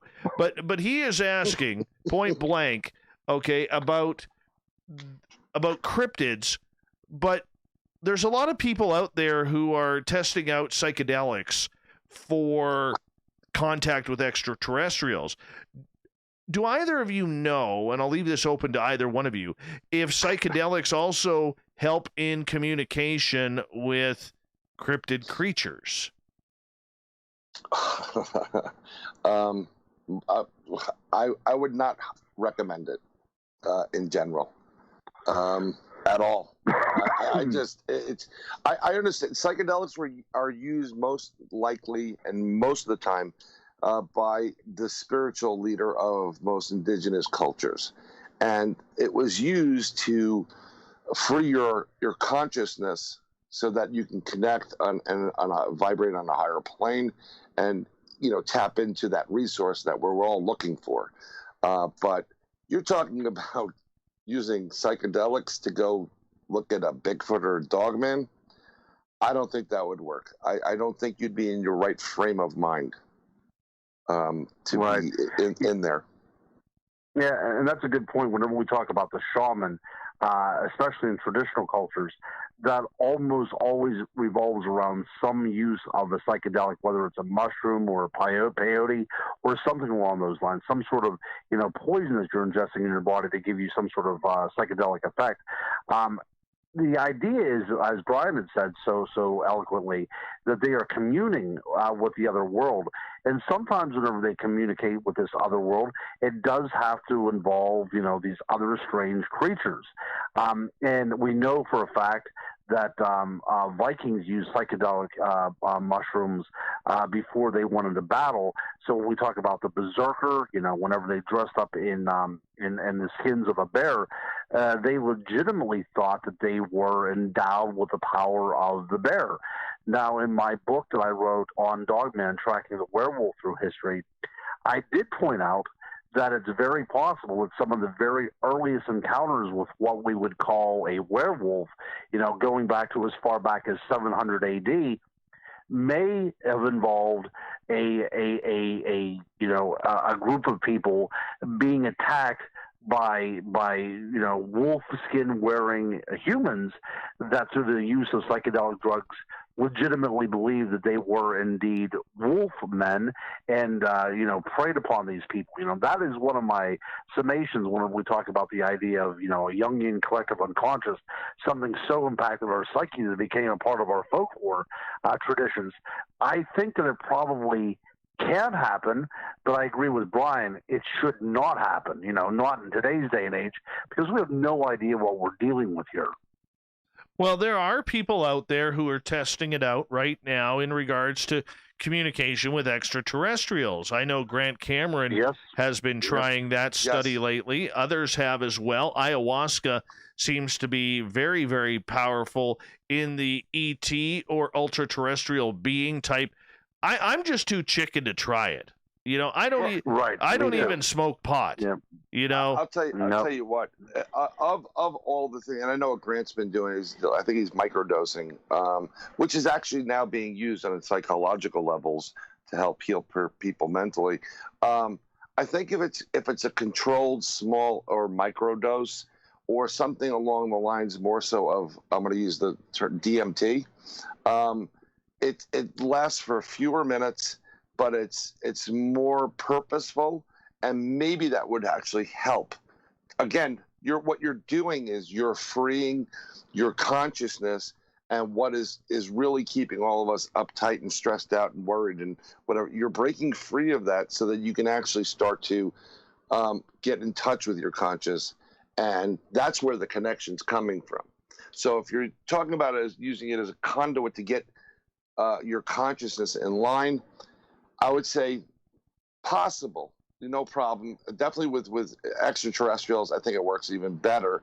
But when you're talking cryptids, you know what? I'd rather meet a Bigfoot any day of the week than a Dogman. I would not want to be taking any type of medicine while confronted with this type of apex predator that's going to kill you. There's another thing. You're a fan. I don't know if anybody's watched Hellier. It's called the God Helmet, and basically what it does is it kind of gives you that same type of ability, but they're using electromagnetic stimulus in your brain to focus your brain into a euphoric or a state of higher vibration, like a religious experience. And when you're in that zone, you are more in touch with other regions, other entities, other possibilities than not. And that's a nice way of doing it, kind of like getting that drug type of effect, but without being on drugs. That's right. Taking them. Just be careful. Yeah, if you're going to do this, just be careful. That's the main point. Yeah. One thing that I do have to state before we move on to the next subject is, as a high school journalist in 1985, I actually did a review of Cyndi Lauper's She's So Unusual, and I did find it to be a very remarkable album. And I will tell you this, that as far as the 1980s goes, one of the greatest punk songs is indeed Money Changes Everything off of Cyndi Lauper's She's So Unusual. So I will actually defend the gentleman that says about this. I will go to bat for him. I think that she is an amazing talent, and I think that we're just looking at the she-bop and the stuff, but we really have to look at some of her back catalog and some of the things that she's really archived. So if anybody is doubting Cyndi Lauper, I tell you to go back and give it a re-listen. I'm more Joan Jett and Lita Ford, man. Oh my God! I used to work with a woman that looked exactly like Lita Ford. Yeah. But don't you think that Joan Jett and Lita Ford is manufactured punk. No or way, not Joan manufactured Jett. rock. Not No. Joan. Your beard is too tight. Your beard is too tight. Look. I'm just putting it out there. I'm just saying. I love rock and roll. I do believe was written by the same person that wrote music for the Archies. So I mean, she definitely is cherry picking who's writing some of her music. But I'm not saying that she's not a talented person, because she most certainly is, and she's made an indelible mark on the rock music front, especially as long for women. But I'm just saying that Cyndi Lauper has done just as much. And I will tell you, Lita Ford is still looking hot at this age too. Yes, if anybody, yes, it's amazing, absolutely amazing. Well, I can tell you this: my '80s crush, and I'm not going to lie, I still have a crush on her today because she's still gorgeous, is Susanna Hoffs, the lead singer of the Bangles. My goodness gracious. Gorgeous. Absolutely gorgeous. Yeah, I remember as a teenager watching this. As far as new people that I have a crush on, I was watching television the other day, and there's this K-pop band out, the band from Korea called BTS. And you know what? I was about ready to ask one of the singers on there to be my wife until I found out that they were all men. That's a terrible thing to have happen to you nowadays. Always check the Adam's apple. Anyways, gentlemen, let's get this back on track here, as we got to talk monsters and not crushes in music, because Susanna Hoffs. Yes. Oh yes. For Walking Like an Egyptian, yes. But, monsters aside, there's a lot of ghost stories that come up around this time of year, all right? Because everybody wants to share a ghost story come Halloween. And, Bryan, you have investigated a lot of ghost stories over the years. Is there one that sticks out with you that's just off the charts? Well, I have one going on right now, Dave, actually. It's in my apartment. I was doing a presentation a couple of weeks ago at a lodge, and we were talking about remote viewing. And in the lodge, it happens to be haunted. I kept catching on the corner of my eye something standing there. There was only 4 of us in this one area, nobody else in the place. And one of the guys that's in the lodge, he's a really big guy, about 6'7", big boy, 400 pounds, and doesn't take any buff from anybody. He's pretty much a tough guy, but he will not go in that basement alone. But after that event, I got home pretty late. My wife woke up the next night. It's because she heard chatter outside. She thought it was our kids. And she heard 2 women talking. And I'm like, okay, and she told me this privately the next day. Said, I heard 2 women talking. I thought it was the girls. It wasn't the girls. The day following that little incident, we went out. I took my wife out with my youngest. We had to get, the sneakers or whatever. And my oldest daughter calls up and asks for Mom. She's in the apartment. She's standing and talking to a friend on a cell phone. And she hears something fall in our bedroom. So I'm not in a big apartment, but she goes in the apartment and there's nothing there. Her friend hears it on the phone too. She comes back out. She lowers the TV. And in the corner just opposite her, where all this noise has been coming from, she hears someone talking and someone calling her name. So I started to investigate, and I started to ask a couple of people that I know that are qualified psychics. Is there something I need to worry about? What have you? Fast forward a week later, I'm leaving a recorder on for a full week. Every time we leave in the middle of the night, I'll just leave a recorder that is activated by sound. So trying to catch something, I get nothing. My youngest daughter, a week later, we come back. She hurts herself, trying to get into the back seat of the car. And she's complaining and crabbing. She's tired. She comes upstairs, and I'm standing closest to the corner where all this noise was coming from. And my hand to God, Dave, my mother-in-law's been dead for almost 5 years now. I heard my mother-in-law's voice say, "What's the matter, poo-poo?" Just exactly like she would say it. And my eyes widened. I ran around the table. I ran into the kitchen as my wife's coming up, like, do not come out. I just heard your mom's voice. And it's been going on lately in my apartment itself. It's very interesting. I don't know why they're coming back, but a couple of the psychics that we deal with, say that must be something going on, because there seems to be a thinning of the veil. And this is happening globally. More and more reports now of people having interactions or noises or events taking place just like this. But this is taking place where I'm sitting right now is maybe 10 feet away from me. And I every once in a while I'll catch it. But as a seasoned investigator, that's pretty intense. It's not one of those residuals where it's playing the same thing over and over again. This was purposeful. My daughter was hurt, and my mother-in-law said, "What's wrong, Poo-Poo?" That's exactly what she would say. I never heard anybody else say that same type of line before. So that is what's going on recently. I can only imagine come Halloween, when the veil is the thinnest, what's going to be taking place. Given all events that's taking place around the world, between the COVID and people dying, the intensity of everything, it's going to get very interesting. I'd love to hear the reports when they come out. Guru. I'm here. All right. I'm here.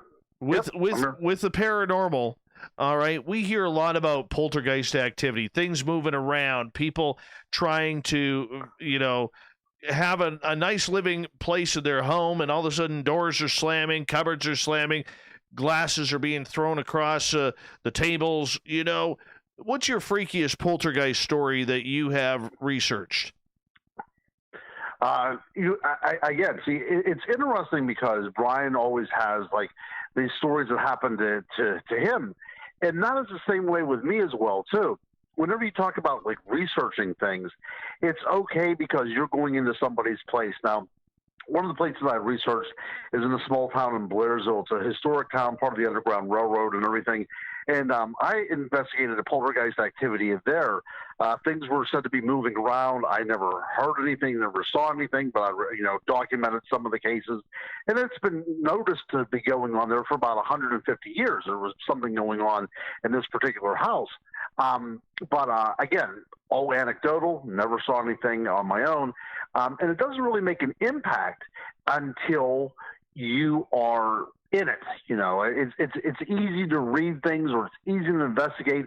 And even though we investigate and we hear people telling very sober tales and very clear, lucid tales, it doesn't make the same impact unless it's part of what's going on. Now, I recently became a grandfather, and my daughter was complaining that whenever she had her baby speaker on, the baby monitor, that she could hear things moving around in her baby's room, and even sometimes hearing voices. And, these are strange things. I've had baby monitors. I know that sometimes they can pick up interferences from anything from radios to, CBs and things like that, because people still use that kind of stuff.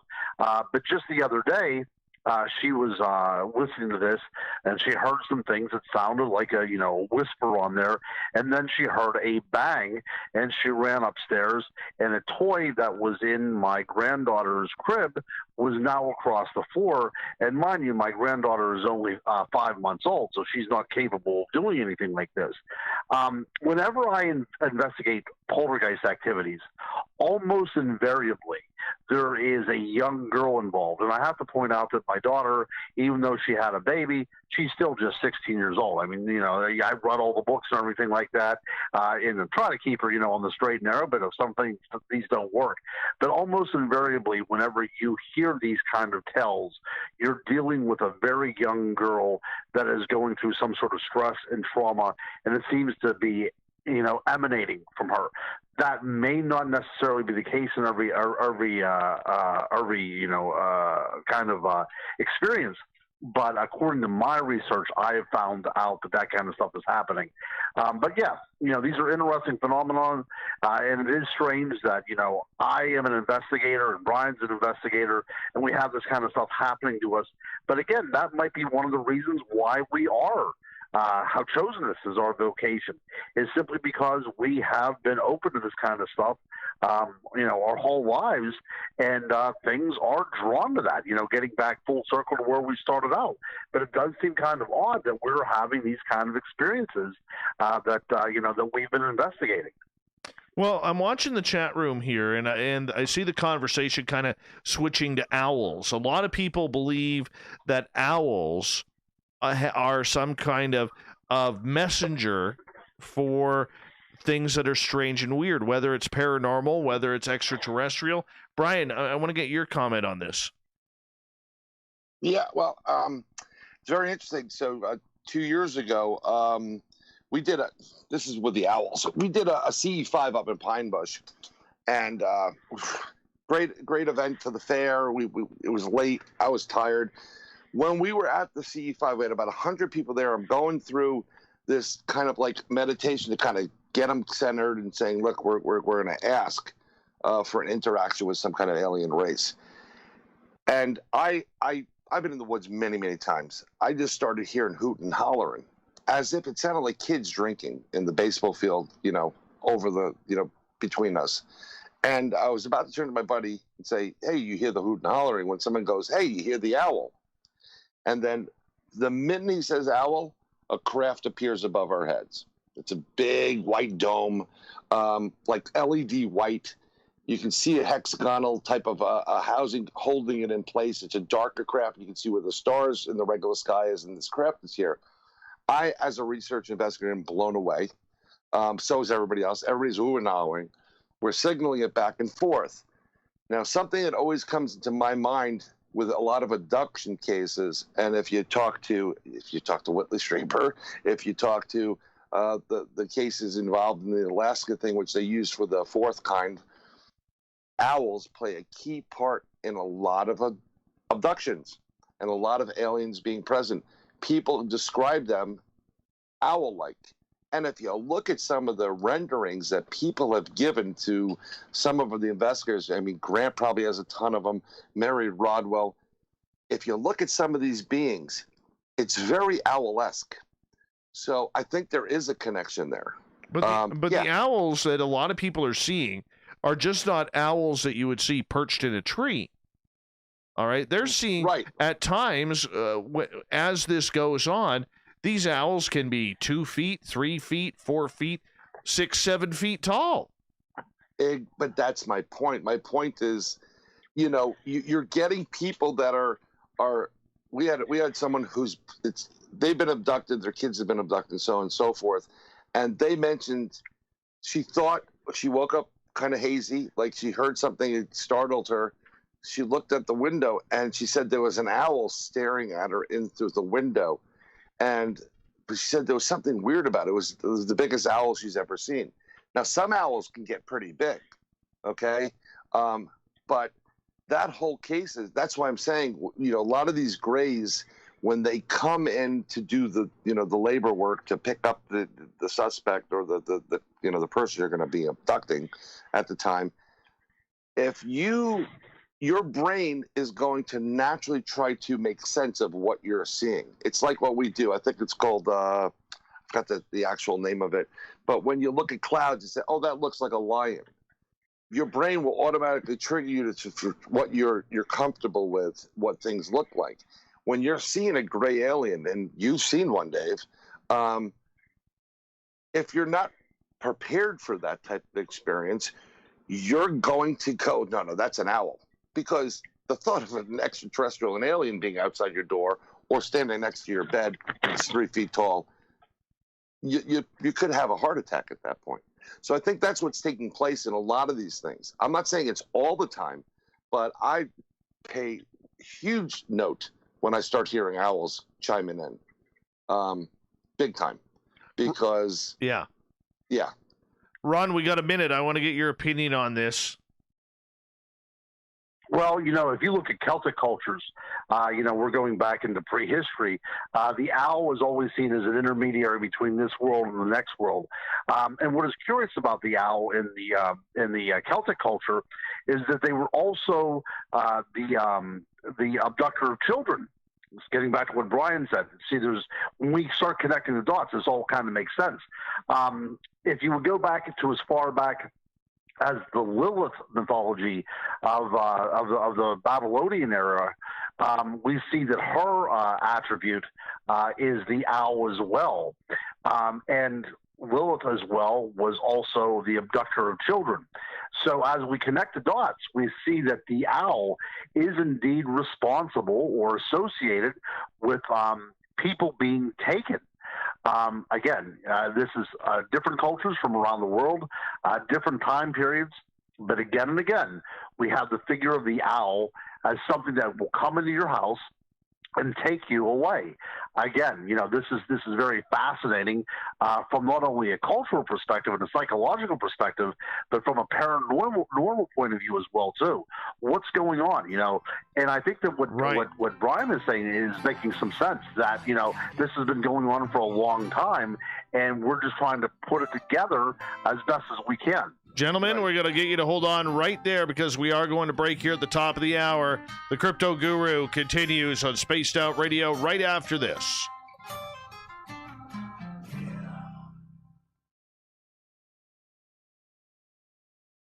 All right, boys. Keep it clean. Sir. I got to run. All right. How you feeling, Guru? You know what? You go until 2:30, correct? We got 30 more minutes, yeah. You can do it. I can do. I can do 30 more minutes. You guys chat away about something paranormal. I'll be right back. Something I remember when I was in grade school.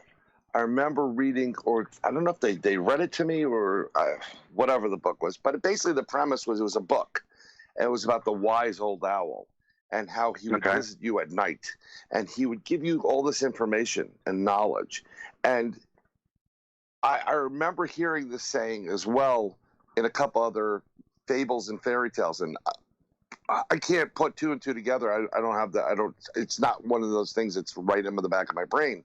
But can you imagine that this story that they're telling you is about a gray or an alien, giving an impression that I'm just an owl and I'm the wise owl, and then literally downloading people years ago. That's it makes perfect sense. It's crazy stuff.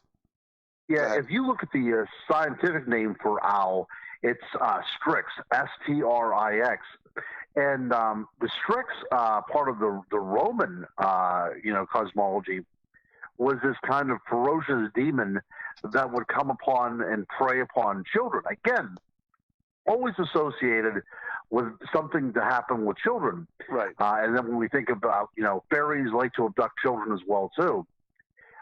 Again, there's something very unnerving about something that people identify with an owl. Large eyes, The other reason about owls, too, is the way their wings are constructed is they can fly in silence. They don't make any sound whenever they flap their wings. So this is one of those things that come into your house without making a sound, and you wake up in the morning and your child is gone. As we connect the dots, Bryan, especially as we connect the dots around the world, it's seeming like different cultures across time and space is seeing the same thing, and we really just simply don't know what to do with it. Right, and like I said before, it's pareidolia, I think it is. That's the word where you kind of make something out of nothing. A lot of these UFO photos and Bigfoot, and I've seen tons of them. And what really, and I don't do this to hurt anybody's feelings, but when you say it's pareidolia, they get so upset and they get on the defensive. No, it was there. It was. And I'm like, look, I'm just telling you my own impression of it. I wasn't there. I didn't shoot it and what have you. And I honestly believe that people believe what they believe. So I'm not going to deny that. But if you give me a photograph and I could break it up and I could, use some programs that I have, I really can start analyzing whether it was created or not. But in general, it's like, I used to love those days where like, oh, look, that looks like the Starship Enterprise. Right, absolutely. Yeah, but I think, owls are just a weird animal. Yeah, it's strange. Yeah, whenever you look at things like pareidolia, whenever you're talking about like these sticks in the woods seem to make like kind of like a face, and that stump looks a little bit like of a body. I'm going to take it a step further, and I would say that what is happening, if this is indeed a true abduction scenario, that what your mind is doing is nothing more than an act of self-preservation. Exactly. Is that you do not want to believe that this is going on, so your mind will go to the most obvious thing that it could possibly be, and the idea of an owl coming through, because it's the only thing that makes logical sense to you. You stated it beautifully whenever you were talking to Dave. That's absolutely what's going on. It's funny because one of my buddies is a big bird guy. He's a bird watcher, and we were up in Connecticut, and he played. He has this really cool little like a boom box. He played an owl sound, a call, and an owl flew down to it. He tracked an owl. I've been in that summer camp for years, decades. Never once heard a freaking owl. So in general, when I hear owls now, I definitely perk up and I look around and I get the spidey senses going for the most part. Because, here's something, one of the investigations I told you about it where we lost some time there. Okay, we had a UFO sighting, we lost time. And we've always decided that if we're going to regress, we'll do it together. But after talking to the guy we talked to, Derek Tyler, on our show, I talked to him privately. I showed him the video. He goes, "You were being downloaded." I said, "Do you think I should get regressed?" He goes, "Do you sleep well at night?" I said, "Yeah." "No nightmares?" "Yeah." "Don't get regressed." So right. That's the whole thing. If you have the fortitude where you're not freaking out and you're not having night terrors, it's better to not regress yourself. And your body, right, it's self-preservation. They will find a way to say, no, it's freaking owl, and that's what it was. That's right. But, like I said, it is so strange what, even in like the vampiric legends, if we would go back to Lilith, instead of the bat that is associated with vampires now, originally it was indeed the owl. That was the creature of the night. That is the thing that haunts dark desert places. And even in the Bible, and I'm trying to remember what chapter it is in the Old Testament, or what book it is in the Old Testament. But it talks about the wastelands being haunted by the owl, by the Strix.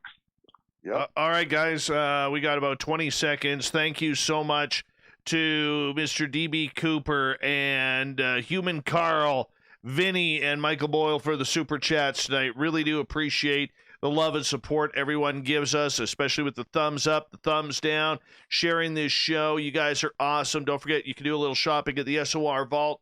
New gear coming soon.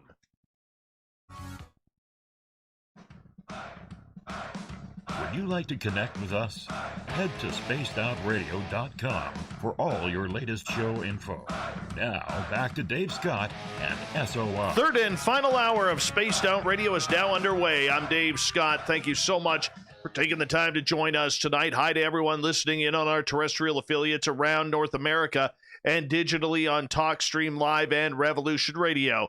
Remember, you can check out all of our archives for free. All you need to do is go to youtube.com/Spaced Out Radio. Do old Davey the favor. Hit that subscribe button. The Desert Clam has set the password for tonight in the SOR Space Travelers Club. Namori Vagant. Namori Vagant is your password. Use it wisely, space travelers, as the Clam sets the password each and every night right here on Spaced Out Radio. Our website is spacedoutradio.com. We have a plethora of features for you, including rocking out to Bumblefoot and reading up on Captain Shirk's SOR Newswire. Follow us on Twitter at Spaced Out Radio and on Instagram at Spaced Out Radio Show. For the final time tonight, we introduce the crypto guru Ronald Murphy and Bryan Bowden coming in, talking all things weird, strange, and cryptid as the crypto guru time continues right now. Gentlemen, thank you so much for joining us. Pleasure. Hey, this was actually the medicine that I needed. I've been feeling a lot better. I think it's all that positive energy coming from that SOR room. I really think that's what's going on. Well, we just got another thumbs up from Michael because you loved Cyndi Lauper. And no, good. See, that's good. That's good. I appreciate that. No worries, gentlemen. No worries. We're kind of hopping all over the place tonight when it comes to the weird and strange because it is Halloween and, there's a lot of people who talk about conjuring things up, seances, Ouija boards, trying to go on a ghost tour, walking around cemeteries. Gentlemen, if you had one piece of advice, and Bryan, we'll start with you on this one, on people who may not be familiar with the paranormal but want to do something that's a little spooky, what should they stay away from doing? Well, I'm not a big fan of Ouija boards personally. I think you're opening up a doorway to things that you do not know, and you got to understand that when you get something that's dark, they know on the other side almost everything about you, so they will prey on your emotions. Oh, it's my father. Oh, it's my grandfather. They know everything. You don't have to say a word. They know what's going on. So you may unleash something into your house or your home, or take something home with you from the place you were at, and your life's going to be a living hell. So I'd stay away from Ouija boards. And also, something I recommend to everybody, if you're going to go to these haunted houses, these attractions, if they're still open, during the COVID stuff, I highly recommend that before you go in there, you use some sage. And if you sage yourself, sage your family. If you can't use sage, I desperately go in and get salt. It doesn't matter what kind of salt it is. Sprinkle a little in your pockets and just protect yourself before you go in there. Again, the time during these times, Halloween, the veil is thinner. The dead are ready, willing, and able to come through that veil on a positive and a negative type of format. You just got to be careful. How about you, Guru? And that's what I was going to say. Not only the dead, not only deceased human beings, but also, other forces that are inhuman as well can come through that as well, too. That's the thing that we really have to be concerned about. Look, I love the aesthetics of a Ouija board. Bryan and I right now are in the process of trying to design what would be called communication boards. Yep. But it's a very difficult thing to do because I want to have that as part of my arsenal in communication and opening up doorways to the other world. But the way it is set up right now, it is just not a safe practice to do. I know there has to be a way out there to formulate that we would be able to be, a little bit more focused on how we contact the proverbial other side, but it's just something that we've not perfected yet. But I would like to have that out there. But I would say that the idea of the Ouija board is one of those things where you are dealing with forces that you simply cannot comprehend. Also, people are watching these ghost hunting shows on television, and one of the big things is this aggressive confrontation with the other side. And I say in no way should you ever provoke anything that you don't know what you're talking about either, because if you don't know what you are provoking, it might not be the spirit of a deceased person. It might be some sort of, demonic force that really will like to take you to task for what you're doing. That is very true. And, the one thing that a lot of people don't understand, they want that spookiness factor. They want to get scared. They want to conjure something up. It doesn't matter how. They just want the thrill. They may not be paranormal enthusiasts, but come this time of year, they want to take it up to that next level. And the problem is, a lot of people don't know the dangers, Guru, about actually doing this. And see, Dave, that's a show in and of itself, and that's something that we are going to have to revisit.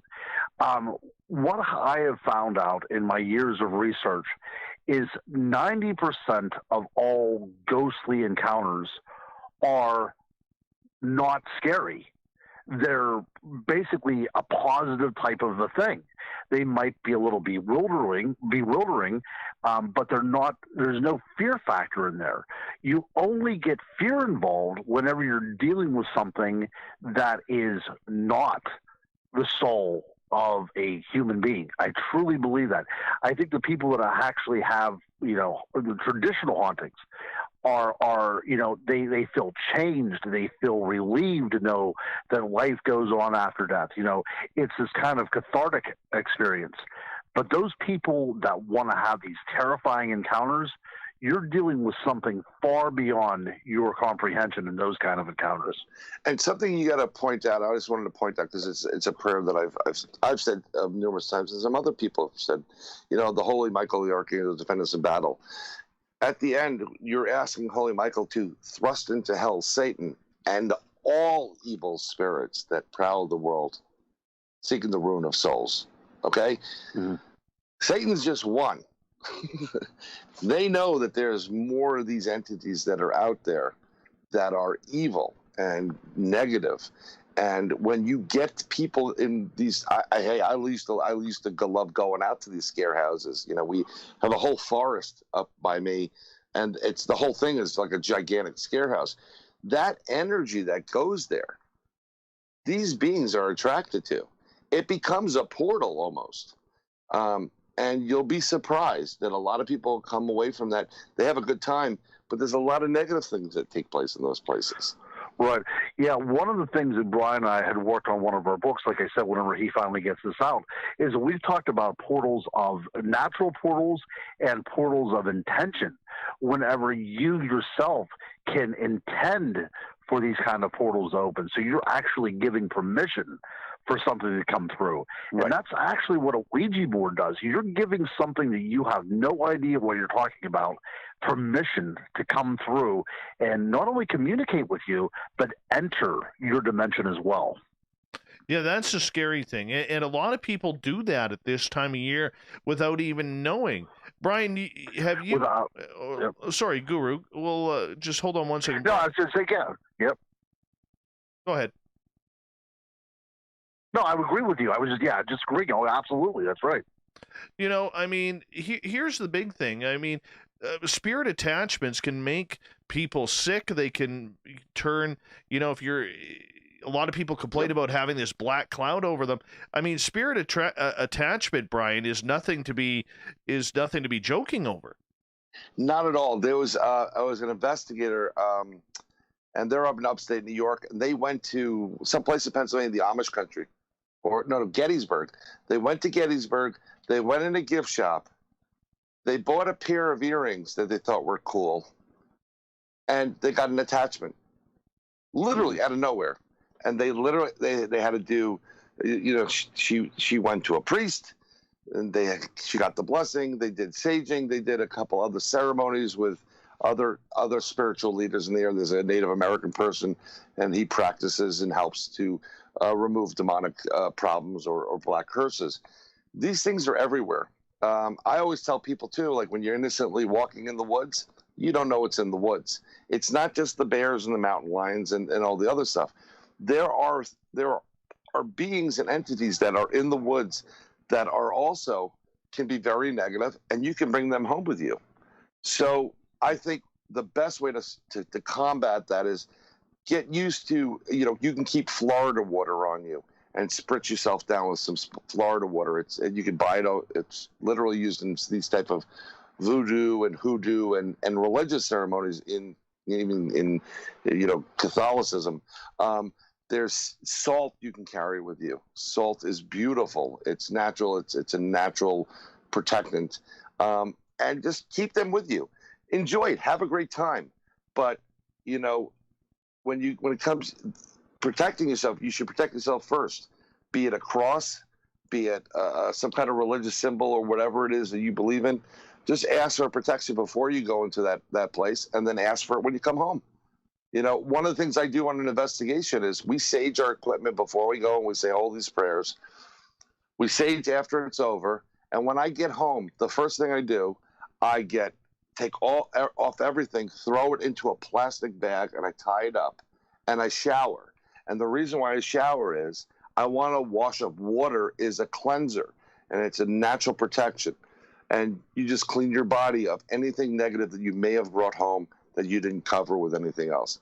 Just protect yourself. There's nothing wrong with that. And that's a big thing. That's a big thing. Protect yourself. You know, we only have 11 minutes left. Ron, when we look at Halloween and the spookiness factor that kind of is something that we're all searching for, all right? What story stands out for you, whether in the cryptid world, the folklore world, the paranormal world, UFOs? What story really stands out for you as something that is, I don't want to use the word disturbing, but something that's just a little off balance from what we're used to? Right. I think that's a great question, and it's going to go back again to the Ouija board. I spoke to a young girl several years ago that decided on a Halloween to take a Ouija board to a cemetery and communicate. She talked about seeing full body apparitions appearing in the periphery of where they were at, and she went home and she was in bed, and everything on her countertop exploded. Her mousse, her perfume, everything exploded. It comes back again to the idea of wanting to inject fear into your life. And these things feed upon fear.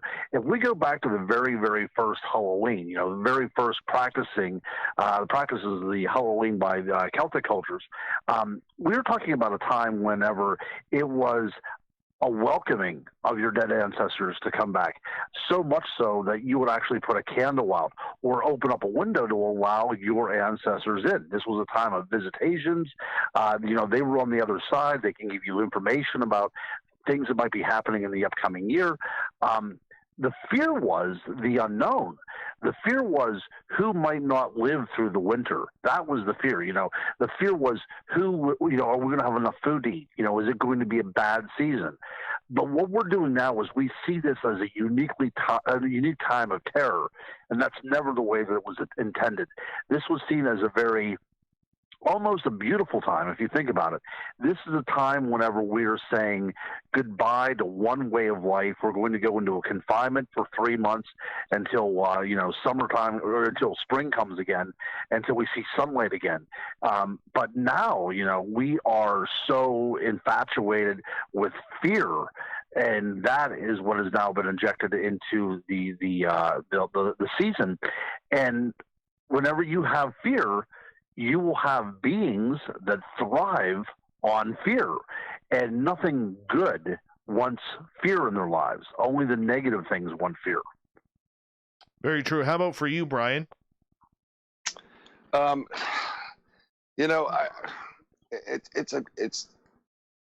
just do everything in my power to protect myself and my family when we deal with these things. The problem you have is there's a lot of people that don't understand and comprehend that these things do exist. There's negative things that will attach to you no matter where you're going. And it's the greatest way of being, walking around blind, blind to the reality of what the world exists. So I always take the extra step. I say an extra couple of prayers. Whether my kids hear it or my wife hears it, I don't care. I'm always projecting this positive vibe out there. And something that I highly suggest is, go get some holy water, even if you're not of faith, and put it in a spritz bottle. Keep your holy water actually in a refrigerator. It will go bad. Talk about mold or whatever. But if you ever have a negative time or a bad situation taking place or a bad day, I promise you, spray a little holy water around the area, things will start changing. These are the things we need to do in this time where we are right now, just to protect ourselves. Have fun, go out, have a great time, but always remember to protect yourself. That is probably the biggest thing that we need to learn.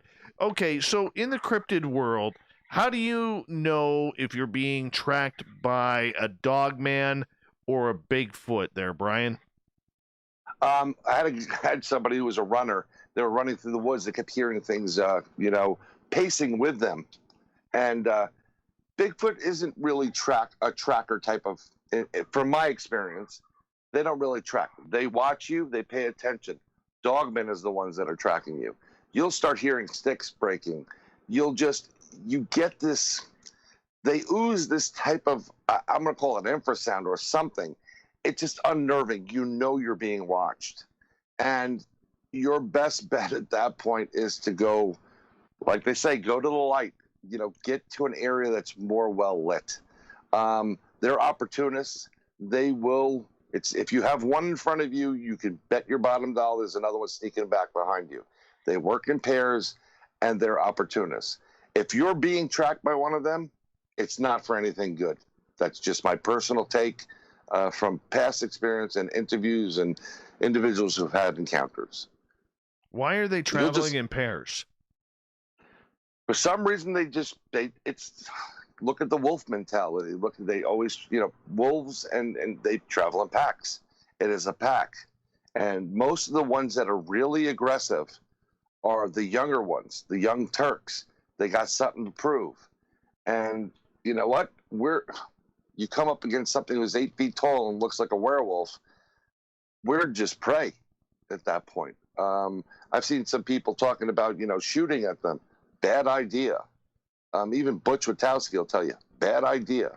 You can have things there. It's better to have a long blade because they fear that more than a gun because they know that will slice them open versus, putting a bullet in them. I don't hunt personally, but I know people that have hunted moose. They've shot it, dead on, and the flesh and the skin is so thick that it doesn't even penetrate. What you're doing is pissing that thing off.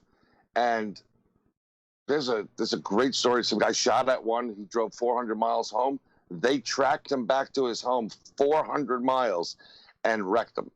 They just destroyed the house, almost killed him. He it was a nightmare situation. So they just track you. It's what they do. It's like, how does a dog track? Unbelievable. Have you heard of these cases too, Ron?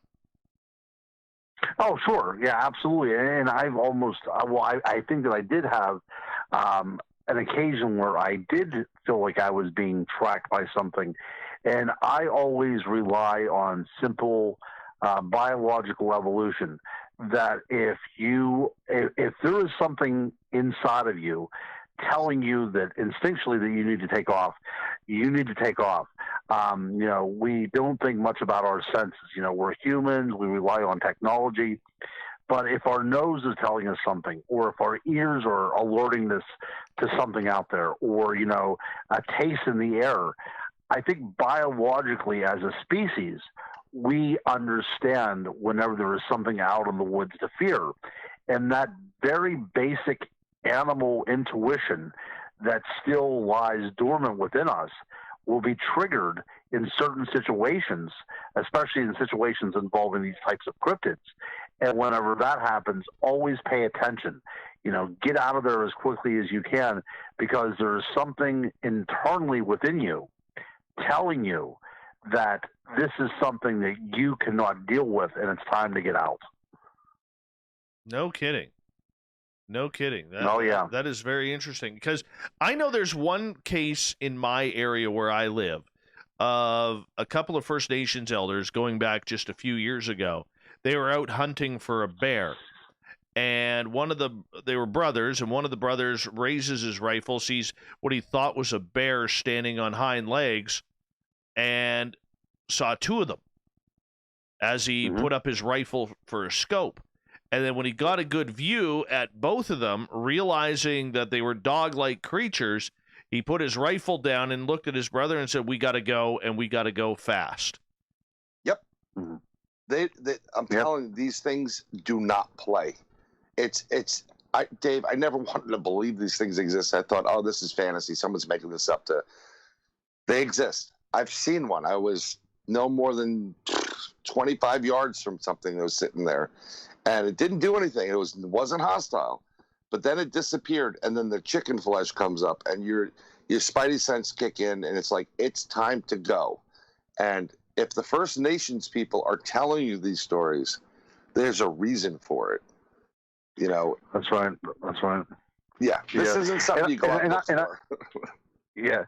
And I've interviewed many people, by many, definitely under 12 people, but probably about 8 people that have claimed to actually fired upon a cryptid, whether it's a Bigfoot or a Dogman. And, they claim that the weapon has no effect. But what I truly think is going on is you're so overcome with fear that you're just simply not making a good shot. And that's the reason why I don't think that, going out in the woods and thinking, I have a weapon and I'm, impervious to this kind of stuff. I think that when we're talking about being overcome with a very, very, primal fear, that you're not going to be thinking in your right mind, and you might be a dead-on shot, but under those kinds of situations, you're going to be shooting astray because you have no idea what you're talking about. Again, Don't rely on technology. Don't rely on firepower. If you feel threatened, simply get out of there. That is your body telling you that you're now prey, and it's time to get out of there. It's time to flee. We all have that flight or fight response in us, and of all the encounters that I've ever had, either personally or or through interviewing people, the first response is never to fight. It's always to get the heck out of there. Very true. Gentlemen, we only got about 25 seconds left with you tonight. Another show that has flown on by. And Guru, I know you said you were only coming for an hour, but you battled through your sickness to do the entire show. Bryan Bowden, thanks for joining us as well. In joining us, we really appreciate both of you guys coming on in. You can find both of their books, as I got a ton of books on Amazon. Just check them on out. We really, really appreciate these two gentlemen coming in for a few Halloween stories as we grow closer to the big day where once used to be trick-or-treating, now is, well, we don't know. Coming up next, we have the SOR Newswire and the Thought of the Dave. More Spaced Out Radio right around the corner.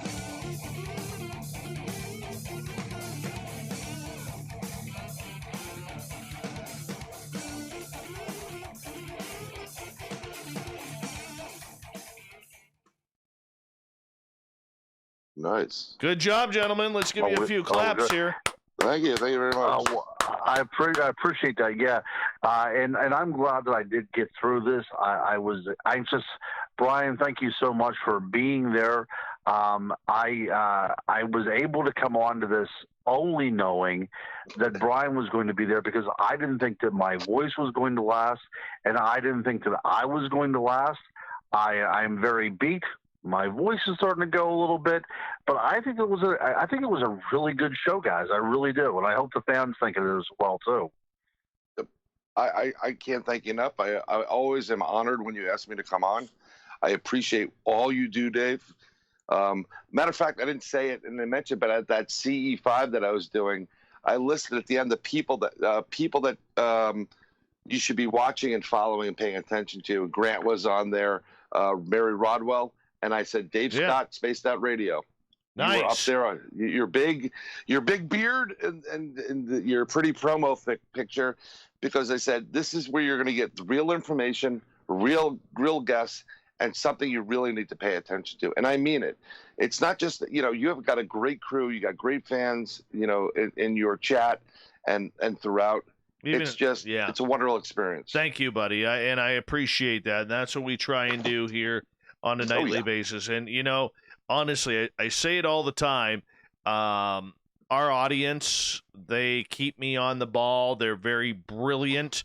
They are. Yes, they are. They are way smarter than I could ever be. And, I just happen to have a voice. And the odd time I ask a good question.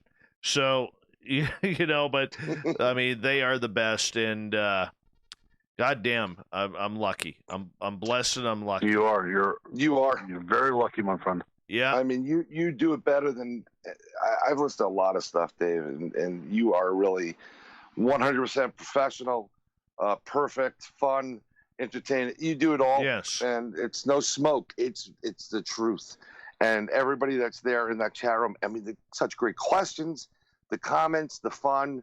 That's what you want when you're doing stuff like this. You want that feedback instantaneously. And I always try to monitor the chat, because if I can answer a question, I'm going to answer a question, Yeah. And that's how, it's just a good time. It's not my fault you listen to Guns N' Roses, but you know what? Greatest band ever. Greatest band ever. Hey, Guru, quickly before I let you guys go here, if you go on Twitter at #SpacedOutRadio, our good listener of this show, Marty, who's also a veteran, every night he puts a clown up, because he knows I hate clowns, but he puts a clown up.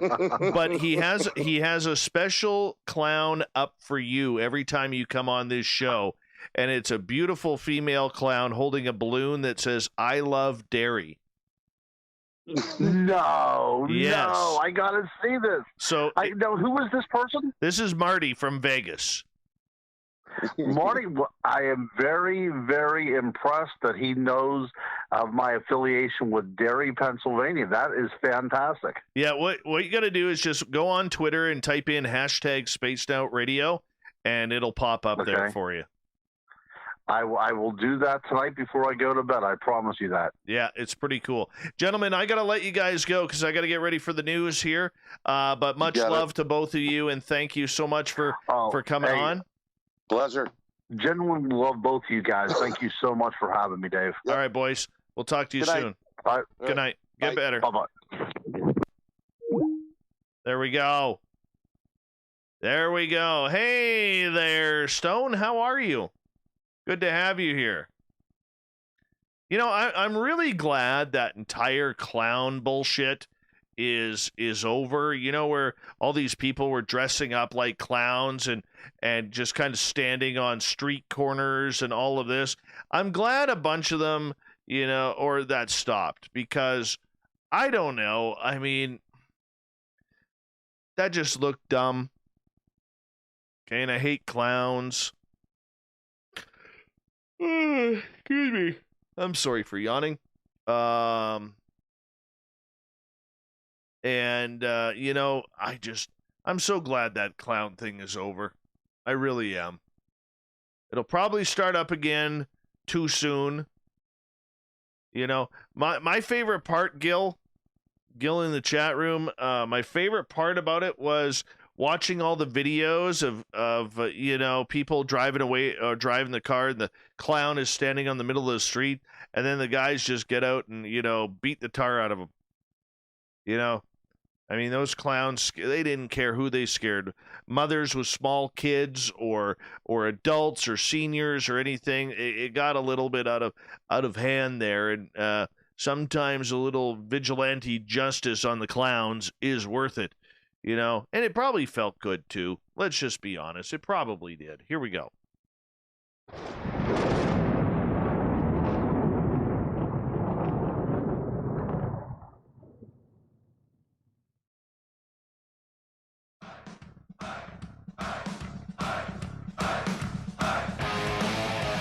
We've rounded third. We're heading for home tonight on Spaced Out Radio. My name is Dave Scott. I'm the guy with the voice behind the microphone, and we love it that you're tuned on in. Thank you so much. Want to remind you that if you missed most of this show or others, check out our free archives by going to youtube.com/Spaced Out Radio. Do me the favor, hit that subscribe button. Our website, spacedoutradio.com. We have a plethora of features for you, including rocking out to Bumblefoot and reading up on Captain Shirk's SOR Newswire. Follow us on Twitter at Spaced Out Radio and on Instagram at Spaced Out Radio Show. Speaking of the news,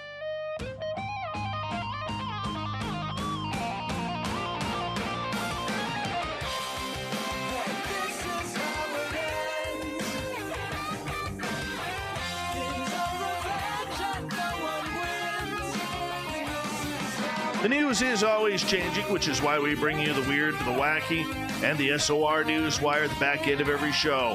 Because we try to bring you the entertainment. We're going to start off with a little UFO action here. You know, did you hear the story over the weekend about Demi Lovato? Well, guess what? She's got aliens. She's got aliens. All right? Demi apparently took to Instagram, shared several photos of what appeared to be a spaceship, imploring humanity to make contact in an effort to help change the destructive habits destroying our planet. Why was she there? She was at Joshua Tree hanging out with some friends and Dr. Stephen Greer, who is, according to his Instagram bio, one of the world's foremost authorities on the subject of UFOs, ET intelligence, initiating peaceful contact with ET civilizations, and trying to charge for interviews where he wants the questions up front.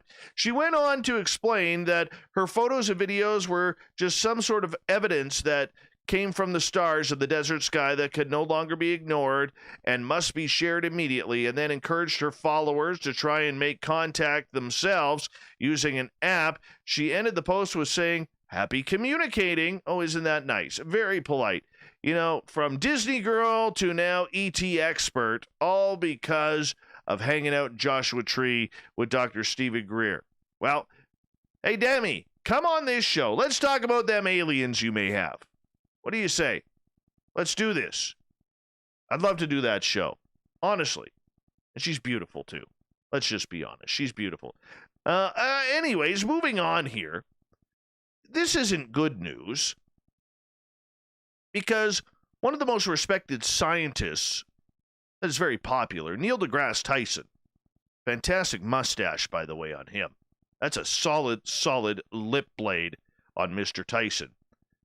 You know, he's saying that an asteroid with the diameter of a refrigerator could strike the Earth the day before the November election. But thankfully, it's not large enough to do any serious damage. The famed astrophysicist said the space rock, known as 2018 VP1, is hurtling towards Earth at a speed of 25,000 miles per hour and may clip the planet on November 2nd. It may buzz cut Earth on November 2nd, he says, the day before the presidential election. This is all on his Instagram. Still like his mustache. But he added that the flying object is nothing to lose sleep over. It's not going to be big enough to cause any harm. So if the world ends in 2020, it won't be the fault of the universe. NASA has previously identified the asteroid rocketing towards Earth, but put its chances of actually striking the planet at less than 1%. It currently has a 0.41% chance of entering our planet's atmosphere, but if it did, it would disintegrate due to the extremely small size. Oh, somebody would get a good meteorite out of it at least. All right. You guys, normally I try and stay away from sports here because I am a sports guy and I'm a sports junkie. And every now and again, we have to say some sports because this one bothered me, okay? This happened last year. But a federal grand jury in Texas has now indicted former Los Angeles Angels of Anaheim's former employee, Eric Kay, on 2 felony counts in the overdose death of pitcher Tyler Skaggs.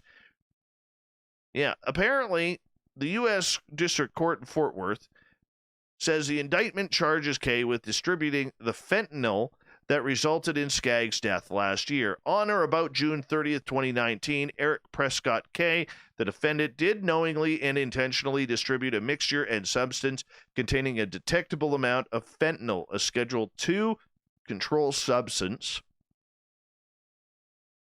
And the use of said substance resulted in the death and seriously bodily injury of Skaggs.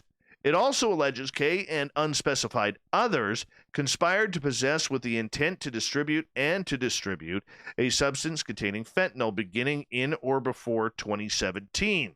An attorney for Kay and a spokesman for the Skaggs family didn't immediately respond to requests for comment. Kay, who worked with the Angels Media Relations Department for 24 years, was arrested by federal authorities August 7th on a charge of distributing fentanyl. He hadn't entered a plea. The deadline to indict Kay was extended twice after the initial charge, while both sides discussed a plea bargain. The 27-year-old Skaggs died in his hotel on July 1st, 2019, before the Angels were scheduled to start a 3-game series against the Texas Rangers. The toxicology report by the Tarrant County Medical Examiner found fentanyl and oxycodone in his system and listed the death of results of alcohol, fentanyl, and oxycodone intoxication with terminal aspiration of gastric contents. According to the affidavit supporting the criminal complaint, Kay visited Skaggs late at night on June 30th in response to his request for pills. The filing included text messages between the two men. How many, Kay wrote? Just a few, Skaggs reported, like 5. Word. Investigators found a counterfeit oxycodone pill laced with fentanyl in Skaggs' room and white residue on the floor and tested positive for fentanyl. It was later determined that, for the fentanyl in Skaggs' system, he would not have died. Drug Enforcement Administration Special Agent Jeffrey Lindenberg said Kay and Skaggs had a history of narcotic transactions, the affidavit alleged, and Kay provided opioids to Skaggs and others in their place of employment while they were working. If convicted, Kay faces a maximum of 20 years to life in prison for the distribution, resulting in death charges, and a maximum of 20 years in prison for the conspiracy to possess with the intent to distribute charge. He'll be back in court later this month. Now, if you're a hockey fan, you know the voice of Doc Emmerich. Yes, Mike Emmerich, literally probably the best American to call a hockey game. Great voice, fantastic pipes. Well, he's decided to retire after nearly half a century of broadcasting. I didn't realize Doc was 74 years old. He goes, "I hope I can handle retirement okay," he said Sunday night from his home in Michigan, "especially since I've never done it before. But I've been extremely lucky for 50 years, and NBC has been so good to me, especially since the pandemic, when I was allowed to work from a home studio NBC created. Now into my golden years, this just seems to be the time is right. Plus, I've now accumulated enough frequent flyer miles to not go anywhere." Emmerich has been broadcasting professionally since the early 1970s, started out by calling college and minor league hockey games. Born in Indiana, he spent the time calling games for the East Coast minor league. Oh, that's a tough league. And like the Hershey Bears, Maine Mariners in his early years before joining the New Jersey Devils and Philadelphia Flyers in the 1980s. He would remain the voice of the Devils for 21 seasons. His national work is what made him a household name among hockey fans. He's worked for every national sports network imaginable at one point or another, called 22 Stanley Cup finals, and did a play-by-play for hockey at 6 Olympic Games. He moved full-time to NBC in 2011, becoming their main play-by-play man for games. You know what? Guy is a legend. I actually got to meet him once when he was in Vancouver. And he was a nice guy. Very nice guy. Good for him. Good for him. He deserves that. And you know what? He was inducted into the Hockey Hall of Fame in 2008, receiving the Foster Hewitt Memorial Award for outstanding contributions to hockey broadcasting. He was then inducted into the United States Hockey Hall of Fame in 2011, becoming the first media member to do so and open the doors for that. 5 others have since followed in his footsteps. Good job, Duck. Good career. Very good career. Well, we'll clap for you on that because you're a solid voice. Solid voice. The dune sands of southern Peru, etched centuries ago with geoglyphs of a hummingbird, a monkey, and an orca, and a figure some would dearly love to believe is an astronaut. How? Well, pardon me. Well, they've now discovered the form of an enormous cat lounging across a desert hillside. Have you seen pictures of this? It's actually incredible. The feline Nazca line dates back to 200 BC and 100 BC, emerged during work to improve access to one of the hills that provides a natural vantage point for which many of the designs can be seen. A UNESCO World Heritage Site since 1994, the Nazca lines, which are made up of hundreds of geometric and zoomorphic images, were created by removing rocks and earth to reveal the contrasting material below. They lie 250 miles south of Lima and cover about 450 square kilometers of Peru's arid coastal plain. The figure was scarcely visible. It was about to disappear because of it's situated on quite a steep slope that's prone to the effects of natural erosion, Peru's Culture Ministry stated. Over the past week, the geoglyph was cleaned and conserved and shows a feline figure in profile with its head facing the front.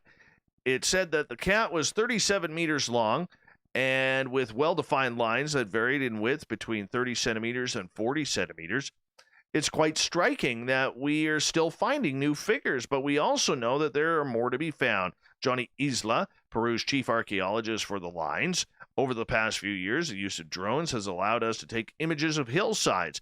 Isla says that between 80 and 100 new figures have emerged over recent years in the Nazca and Palpa valleys, all of which have predated the Nazca culture. There are some that are smaller, some that are bigger, drawn onto hillsides that clearly belong to an earlier tradition. The archaeologist said the cats had to be put out during the late Paracas era, which ran from 500 BC to 200 AD. We know that from comparing iconographies Paraskis textiles, for example, show birds, cats, and people that are easily comparable to these geoglyphs. Moving on. Old homes usually have a couple of secrets hiding behind their walls, but they're not usually this boozy. A couple in upstate New York made what they call a wild discovery when they were uncovering what appears to be an old bootlegger's supply hidden in the walls of their house. They also say that upon further inspection, they found hidden compartments with more bottles dating back to the 1920s stashed away. Nick Drummond, who owns the house with his partner Patrick in Ames, New York, spoke to the media confirming that so far it's about 60 bottles actually, and there are more compartments we have to open in the floor. I definitely think there's more to find. Maybe 30% of the bottles are full. According to him, they had previously heard stories about the house. We were actually told by a neighbor that the home was rumored to have been built by a bootlegger and a German baron, and found the story endearing, but it took with a grain of salt. We never thought any part of a story was actually true. Drummond explained, the more we kept digging, the more we found, too. We set up an Instagram account called @bootleggerbungalow. We have been trying to document the discoveries alongside our renovation. Our followers have actually been helping us solve this mystery. The bottles date back to the 1920s. How cool is that? That stuff never happens to me. You know, you got people trying to, they're doing a little bit of digging inside the closet or something like that, and there's a hidden wall or a hidden gem. Trust me, I'm curious enough. I've looked in my house. There's nothing spectacular here. Nothing. I would love to find something like that, though. That would just be awesome. Let's move on. Oh, Shirky Poo throws up another great white shark thing. Fatal shark attacks have spiked in Australia, and scientists believe they may have linked it to global warming. Of course they did. 2020 has seen the country's highest number of people being killed by the animals since 1934. As of today, there have been 7 recorded deaths in 2020 compared to 0 in 2019. The most recent death was earlier this month after a surfer went missing October 9th. The man had suffered a serious shark bite, which witnesses saw happen at a beach near Esperance in Western Australia. After days of searching for the man, his body was tragically never found. That's because he was dinner for one of these great whites. He was marked as Australia's 7th shark attack victim.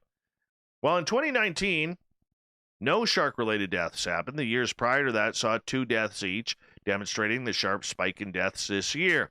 Though it should be noted, the rate of attacks without fatalities has stayed consistent.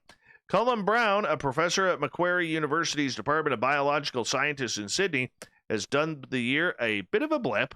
He says the long-term average is one fatality per year.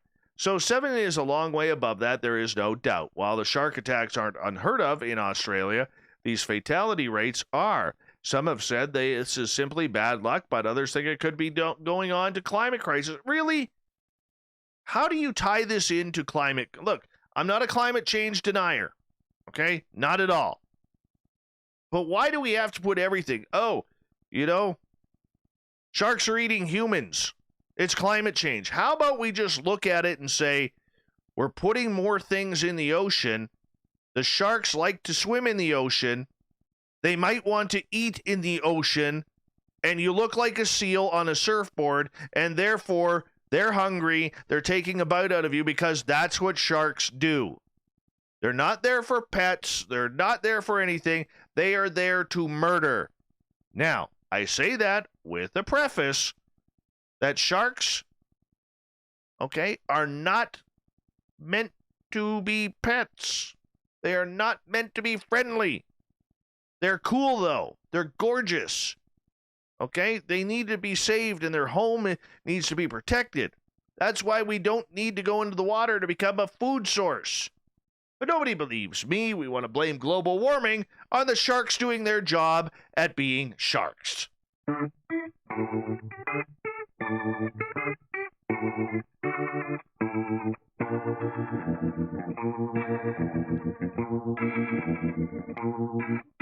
Thought of the Dave happens every night at this time, where we ask a question on our Facebook and Twitter pages. then read your responses on the air because we love the audience participation around here. Today's thought of the day is as follows, and it's not what kind of garnish should a shark use when they're feeding on a human in Australia. It's not global warming. It's sharks being sharks. They're predators. They eat everything. And we're in their space. It's real simple. You don't want to get attacked or eaten by a shark, don't go in the ocean. Real simple. Anywho, what would you like a non-paranormal people to know about the paranormal in today's Thought of the Day? Start out with Marty, another fantastic clown. Thank you, Marty. Just because you haven't experienced something yourself doesn't mean it doesn't exist. Be more open-minded. Gorgeous Jules. It is normal. It is everywhere. And just because you have the ability to perceive some things others don't isn't abnormal. Brett. Whether you believe in the woo or not, the woo believes in you. Quinoa. I like normies to understand that it's not scary. Not every black shadow is a demon. And stop thinking everything you see on paranormal TV, reality shows, and paranormal movies is real. It is all entertainment. Dominic. The light realm is, so this is also after the afterlife as well. Look at the wilderness. Look at the suffering slaves in third world countries. Look at people in wealthy countries. What are their beliefs? Craig. Something real is happening to some. All right, moving on. Oh, where'd that go? Son of a gun. Where'd it go? Let's go this way. I lost a bunch of them. Ah, there they are. All right. Wayne. Life is more than our physical bodies. We do live on. Alex. And all of it can be solved, demonstrated, filmed, just like anything else that exists. Melinda. Everything is energy in motion. Everything is consciousness. And Selmo, I don't speak about it because it makes me look like I'm crazy, and I keep the knowledge to myself. Richard, not everything is demonic, hardly ever, and no, we can't solve a haunting in under 60 minutes. Kevin and Kevin's beard, two separate entities, by the way.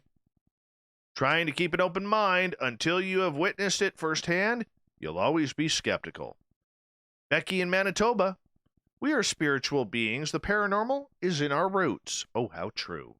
How true. Alex, we need money to solve stuff, and without it, we're not going to get much done. So, hey, known paranormal people, you are beautiful. Gail, that not believing doesn't change the reality of it. Paranormal exists, and just like other mysteries, your unbelief is irrelevant, and you will struggle much less if you let go and accept it for what it is. Kevin, if you don't know what chemicals the government put on the back of that stamp, why in the heck would you lick it? Very nice, Kevin. Davey, that the paranormal means not yet accepted as normal, but that it will be seen as normal eventually. Devin, just because one doesn't understand something or a subject that may be currently outside their frame of reference of existence does not mean it isn't natural. The paranormal lawyer, Michael, it's not normal. Daryl wants the truth. Kim says if it exists, and just because one has not had an experience with it doesn't mean it isn't real. Very rarely is it demonic or harmful. And yeah, we'll move on. Barry gets the final word that it is real, and we are closer now than ever to understanding how much of it at any time in human history. Well, that's probably a good place to end it. Thank you to everybody who participated in the Thought of the Day. We'll do it all again when we get together tomorrow night. And you can find the question during the day on our Facebook page and on Twitter at #SpacedOutRadio, which is always a fun time. Thanks to Captain Shirk for getting the news ready on the SOR Newswire. And, of course, to Bryan Bowden and the crypto guru Ronald Murphy for coming on in and hanging out talking some monsters with us. We got Mr. Ron Bumblefoot Thal rocking in the background with Little Brother is Watching. Bumblefoot is the official music of Spaced Out Radio, rocking us in and out of every single show. Get your horns up for the guitar god himself. Special thanks to everybody listening in at work, in your home, in your cars, wherever you may be. Thank you to everyone participating in our chat rooms tonight on LGAB, YouTube, Revolution Radio, Spreaker, Facebook, the Space Travelers Club on our website, and all the snarkers hanging out on Twitter at hashtag Spaced Out Radio. Thank you for a great evening.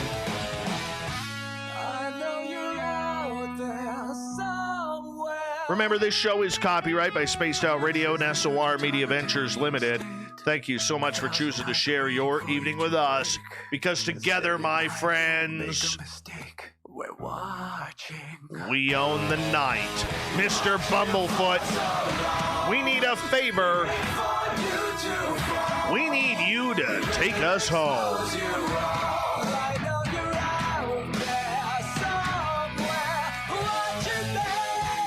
Yes, the Woo Train has docked for the night. But tomorrow, my friends, we shall ride again. Your seats are always available. Your tickets never expire. And if you want to bring a friend, we got room for them too. Good night.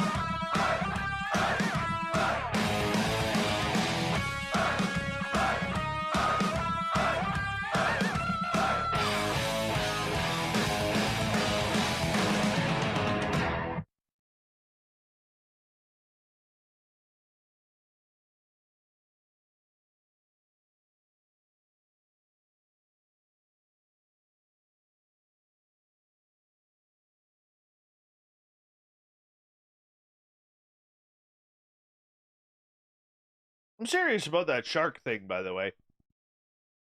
Totally serious. I don't think it's global warming at all. Not that I'm an expert, because I am far from it. But seriously, can we really, really say it's global warming when it's just a shark being a shark? They eat people. How hard is that for us to learn? Seriously. I'll get over it. I always do. All right, guys, I'm going to download this show. There's 118 of you. I'll be right back. I just got to run my dogs outside, and stay tuned.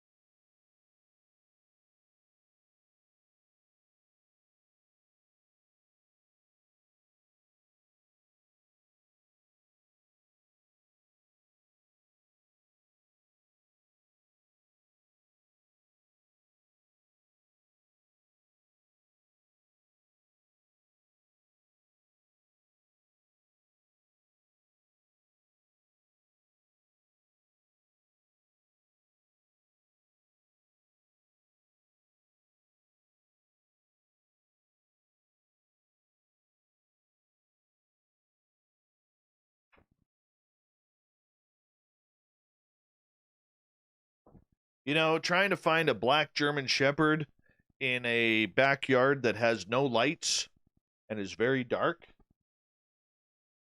very difficult. Very difficult. Just saying.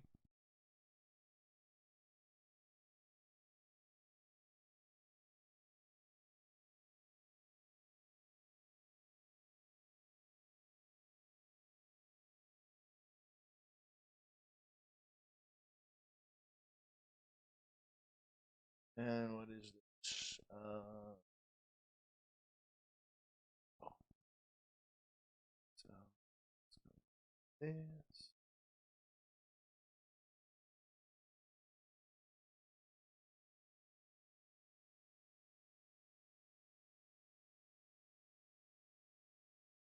What's today's date? It's the 19th.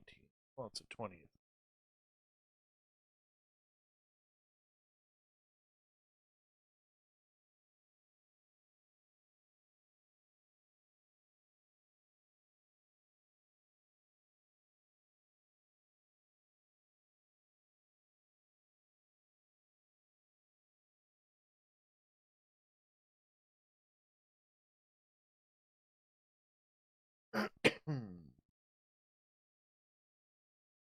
Do do do do do do.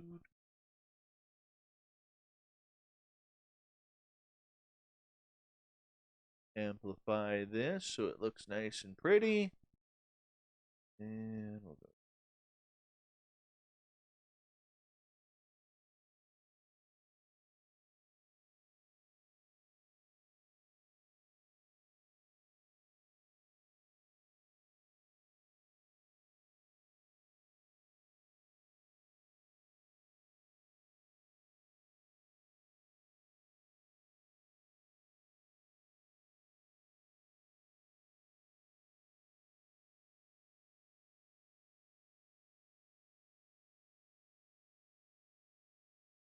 Go.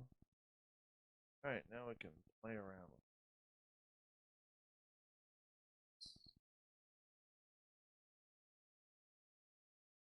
1 second, so then I can see what you guys are doing and saying and all this kind of stuff. I'm almost set up here.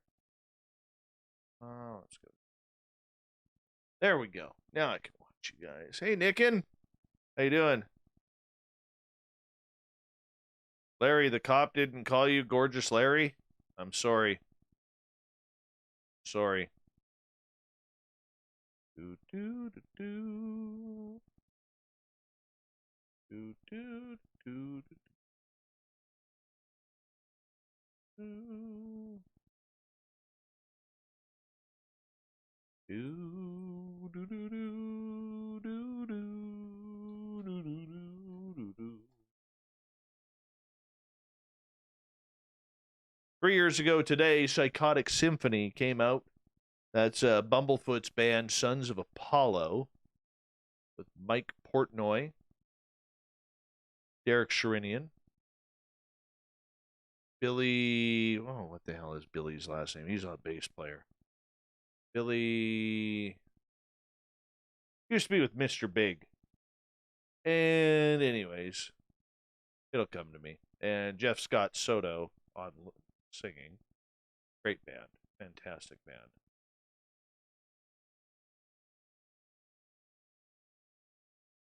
What the hell is Billy's last name? Pissing me off now.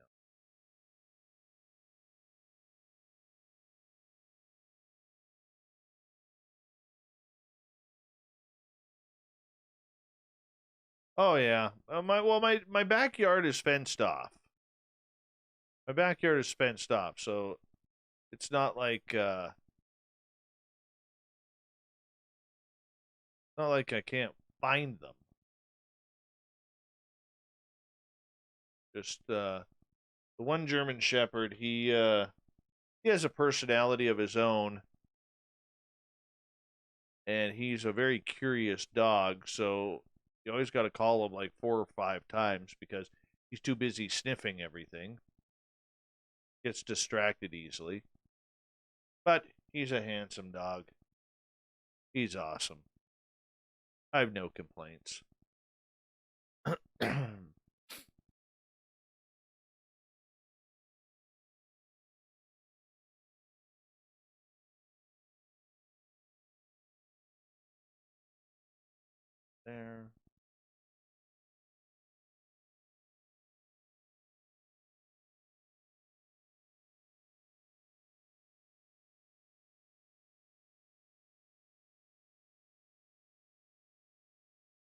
Good times tonight. Good crowd. Good crowd.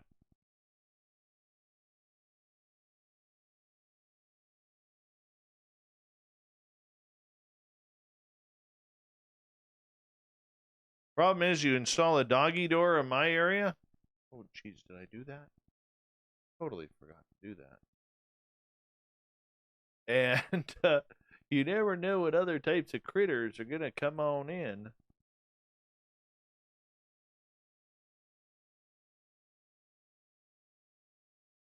And all the critters that could use that are pretty bad around here. Wolverines, badgers, skunks, cougars, bobcats, foxes, coyotes.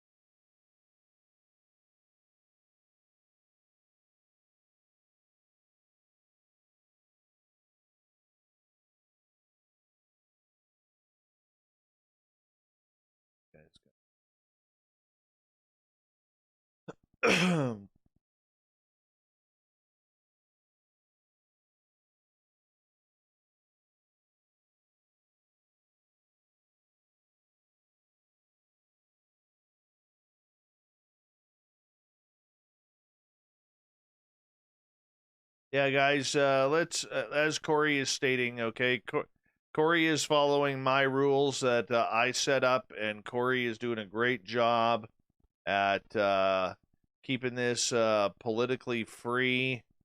All right. And we just want to make sure that everybody has an opportunity here, guys, to sit down. The political side of everything can get real nasty very, very quickly. And we want to make sure we all come together here for the woo and to have a little bit of an escape. So just kind of do me the biggest favor, guys, and do Corey the biggest favor, and just, you know, talk about almost anything else except politics here. That is my rules, okay, that I have laid out, and Corey being our one and only wrench, he's going to be the dude who enforces that. And with Corey's mustache, he is the right guy to do that, because, I mean, that lip blade is very, very powerful and swings a very strong wrench. And let's just abide by that. It's just so much easier, man, because you know what? You don't care who you vote for, who you don't vote for. Beautiful part about being here, guys, is we're all human. Okay, we're all human, and we're all a little tense. We're all a little stressed out. You know, even us Canadians up here, man. Like, we have an election coming up provincially here next week, and you know, we're all just trying to, you know, get through it, man, because right now politics sucks, everything sucks, the world sucks right now. But the good part about it is we have this show to sit back, relax, chill out, hang out with some people who love the woo, and just kind of run with it and go with it. So that's kind of my mandate. Okay, Corey is just enforcing my mandate because I want to make sure that everybody around here can have a good time. So just, we can all just have a good time about it. and just have a chill. So that's the only message, man. It's all about love right now, man. Because it's one thing we all need. We all need to care about each other. There's politics and everything, guys. Politics and everything. And no matter what, nobody's going to get your message. I know that from personal fact here in my personal life over the last few days and the last couple of weeks. So, just enjoy, man. Just enjoy and be us. Be humans. Be free. And have some fun.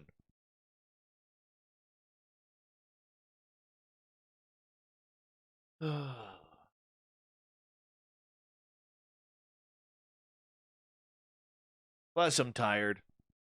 I spent 4 hours yesterday stacking my wood pile. I'm still not done. I got to get it done by this weekend, just so I can tomorrow when I get home from work. Tomorrow when I get home from work. Oh, Merle's gonna be here live tomorrow night. He'll be hopping in for when we do the shift with Vancouver tomorrow night, and then Merle will be live in studio here with me regarding the Ghost of the Great White North. So that's kind of cool. I'm gonna set up the second mic, which is really kind of cool. It should just plug right in. Gonna have to test that out, make sure that that's gonna go. So I gotta get a hold of Chuck tomorrow about that and take care of that.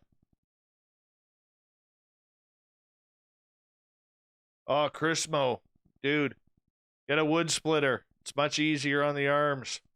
I got an electric hydraulic wood splitter, man. Awesome. Saves me so much time. Now, granted, if I was swinging my maul, not my axe, my maul, I would be, I'd probably be about 30 pounds lighter by now. But I have a wood splitter because if there's anybody who can perfect laziness, it's me.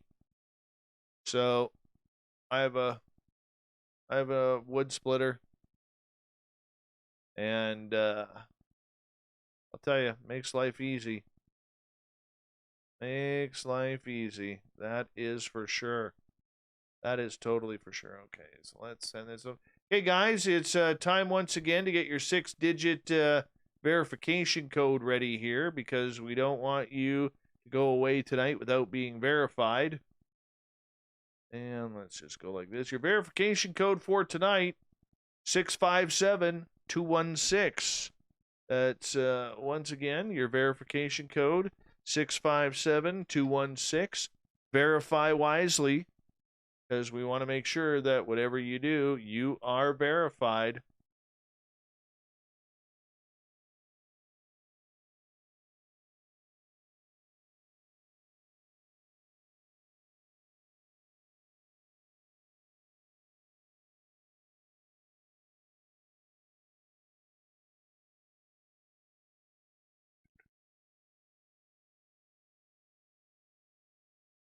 Six digits, Chris Mo.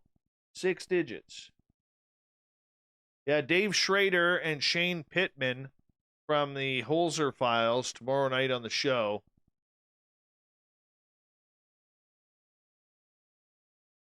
Arthur L. is going to be acting like Cornholio in the chat room, all excited because you got TP for his bunghole.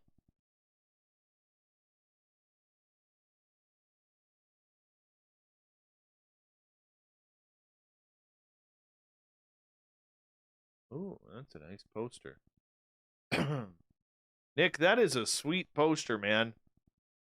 Sweet poster. I will use that tomorrow.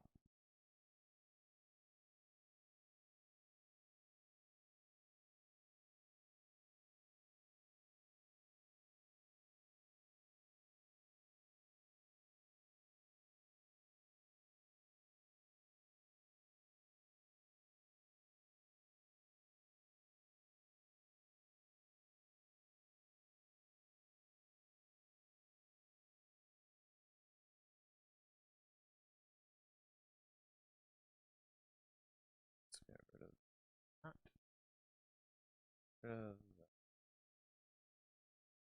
Where are we? There. All right. So where are we here?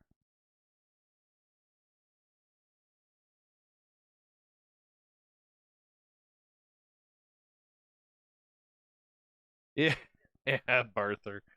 Barther, you just got to take with a grain of salt and just enjoy what he stands for, because the guy is a nut bar and I love him.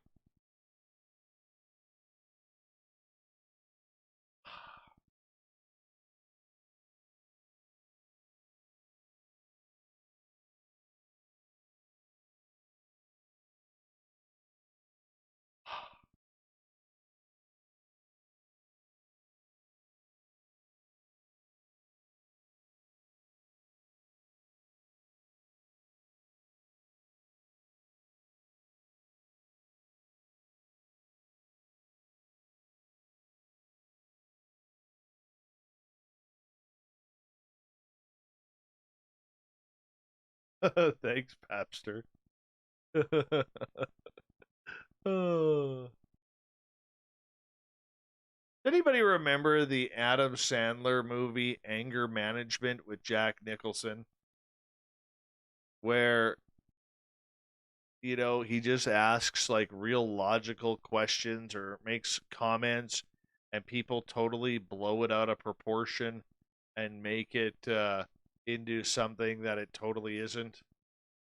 You guys remember that movie? Hold on. What files were this? Stop. Stop. This is not what here. Hold on. Go back here. Done. Upload folder.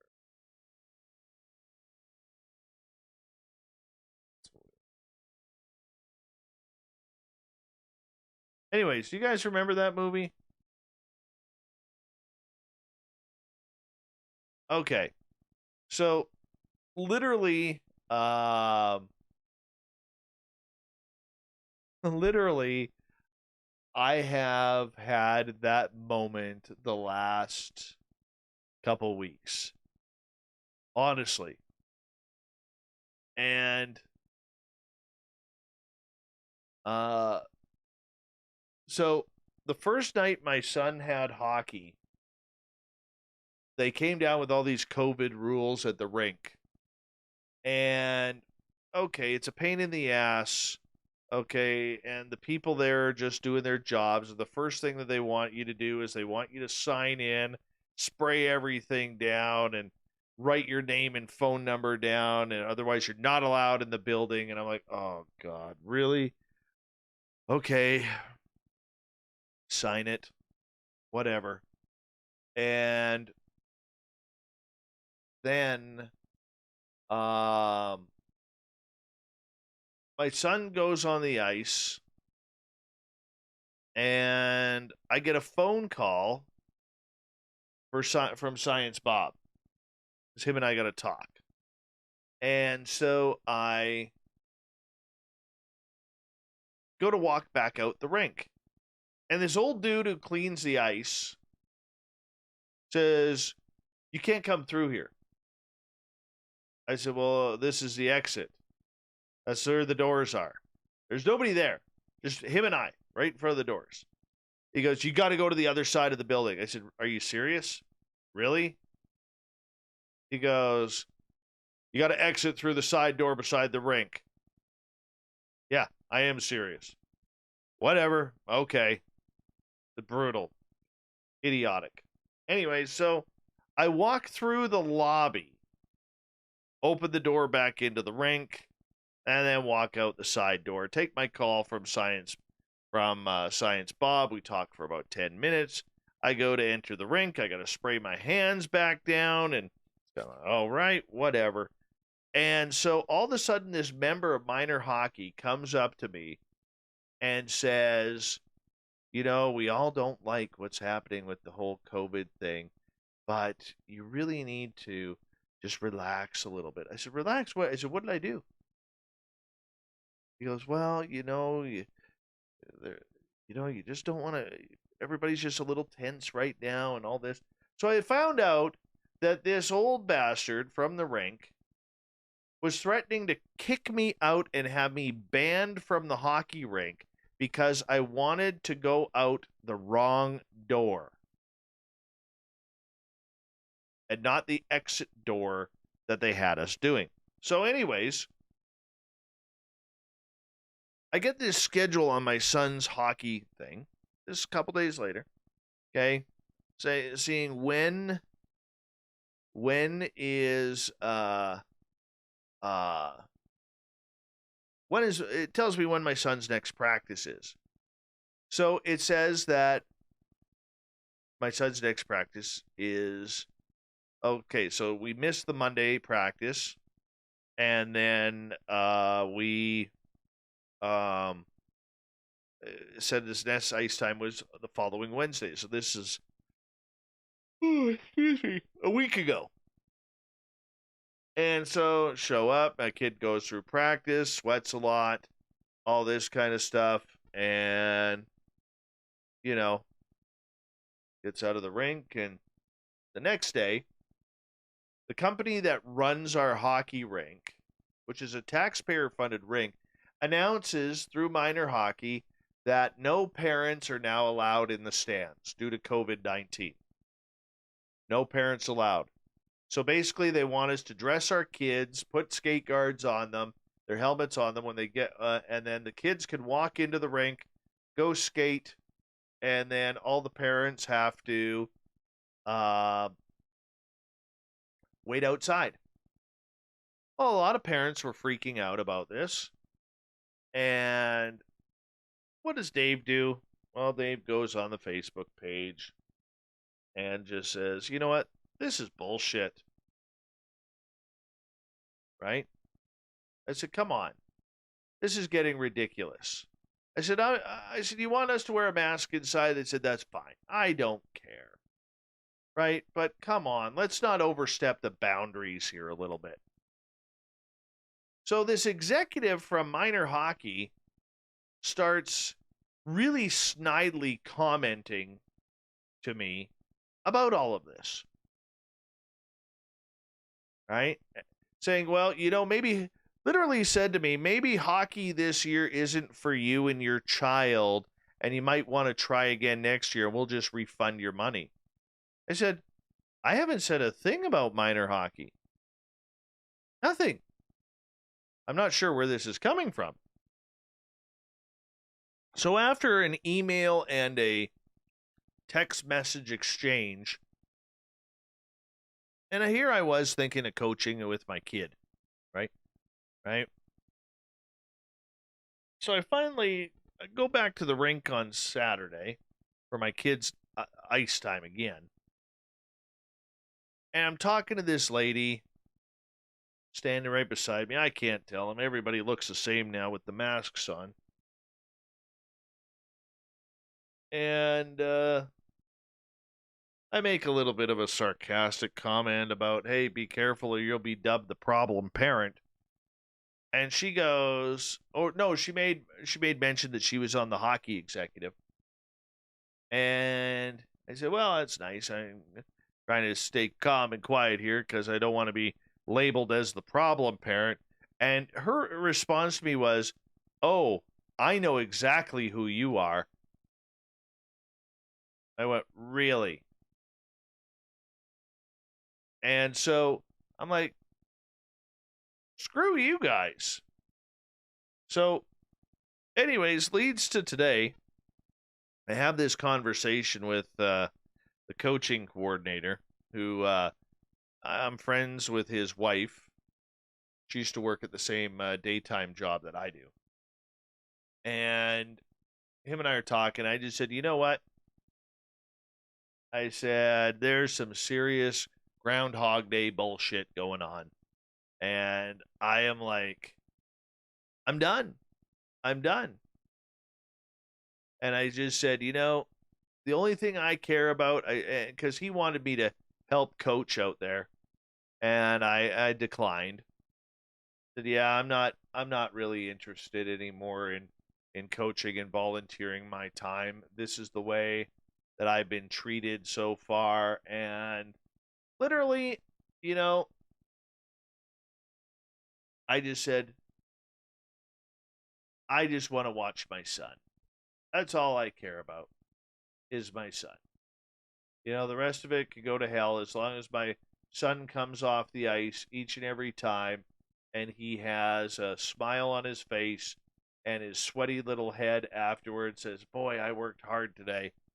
Like today, when he was on the ice earlier before the show, he was like, oh, Dad, I'm so sweaty. Like, that's because you worked hard. That's what I care about. That's what I care about, is my son giving a real impressive effort on the ice. So I just told this guy, I just said, look, like, I'm good, dude. I am totally good. And I said that I'm not going to help out. I'd love to help you out, share some knowledge, and not only teach the kids, but teach the coaches how to coach. And I just said, I'm not interested anymore, and that was that. So, yeah, for me questioning, and like I said to the guy today, I said, like the hockey rink, they're all freaking out about having to clean up. Well, they've divided the rink. There's only sitting area on one side of the rink, okay? So they've divided that in half, and they've got curtains there blocking off half of it. So I said to this guy today, who I really like, his name's Roger. I said, Roger, I said, it comes down to common sense. I said, why hasn't minor hockey questioned, instead of not allowing parents or enough time, because there will be certain ice times where parents are not allowed in the rink because things got to get cleaned. I said, why hasn't minor hockey asked these people to put, for one ice time, parents on one side of the rink, and then for the following ice time, they go on the other side of the bleachers?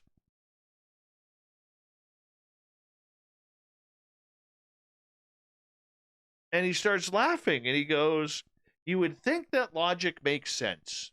I said, well, exactly. So they can clean the one side while the parents for the next ice time are on the other side, and then vice versa. So you clean the opposite side when the parents are now on this side.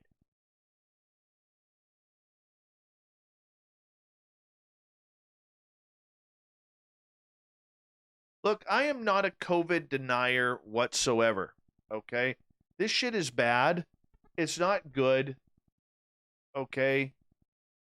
But the problem that I'm starting to see with this, and where I'm starting to get frustrated, is I see a lot of stupidity and paranoia coming up, probably at the hands of lawyers, not so much the health people, okay, but especially lawyers that are looking at this and saying, we could get sued here, we could get sued here. This says lawsuit. Somebody gets COVID while being at the hockey rink, could be a lawsuit. So what they're doing is they're acting off of paranoia. Right?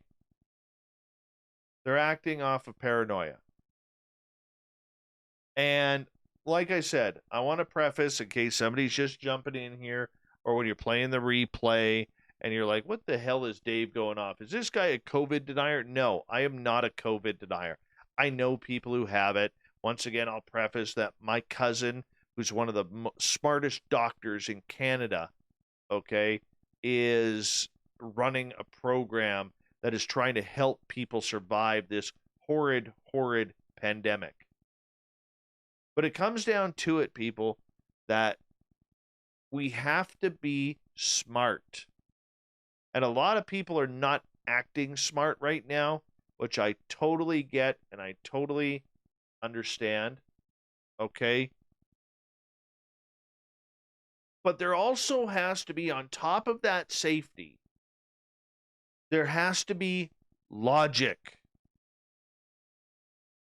All right? There has to be logic. And look, the only time I wear a mask, I will tell you right now, because I don't go around a lot of people, but the only time I ever wear a mask is when a store has, like the hockey rink, they have a mask policy. The rest of the time, I'm doing what I was told originally to do. Wash my hands, keep my fingers out of my mouth, out of my nose, off of my face, and I'm going to be polite and make sure, like if I'm wearing a sweater like this, I don't grab a door handle. I pull my sweater over and grab the door handle that way. Then I use the sanitation rub there, okay, and try and make things happen, okay? I literally have no problem with social distancing. No problem whatsoever. Because in the end, I want to be safe. I don't want to catch this thing. Oh, hell no, I don't. Okay? Not at all. Right? And I don't think either one of you, any of you want to either. But we're almost in the, what's next after the toilet paper fiasco? I think we're there. I think we're there. Right? I really do. But I swear sometimes I'm living in that Adam Sandler movie, Anger Management, where here I am being calm, just calling things out the way, because like all of you, I have an opinion. And apparently my opinion can almost get me kicked out of the hockey rink. It can, even though I didn't mention minor hockey, it's me a bad reputation around minor hockey as a problem parent.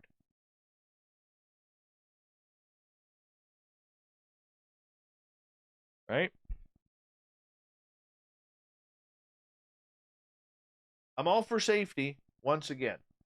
I am completely all for safety. All right? But we have to be smart, too. Just because there's a pandemic, it doesn't mean that we stop thinking.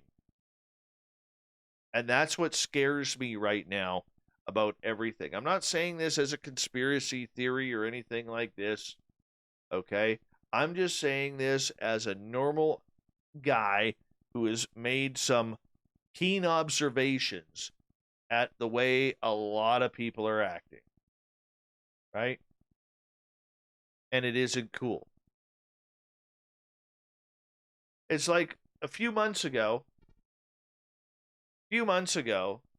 I went into 7-Eleven because I wanted a Slurpee. Now this is where things get stupid. I wanted a Slurpee. So I'm looking for the Slurpee cups. And the lady up front says, "We don't have them there. We will fill them up for you." So I said, "Why?" Oh, it was a guy, pardon me. And the guy said, "Well, we don't want hands all over the Slurpee machine." I said, "Okay." But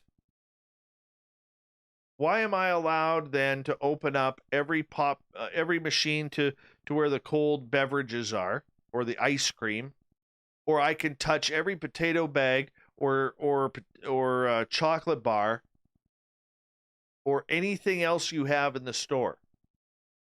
I could put my germs on it. But when it comes to the Slurpee machine, you need to run it.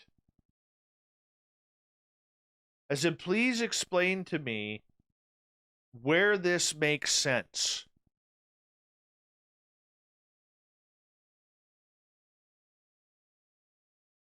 Well, a lot of people will handle that. I said, I can handle everything. I said, you're giving me permission to touch absolutely everything in this store.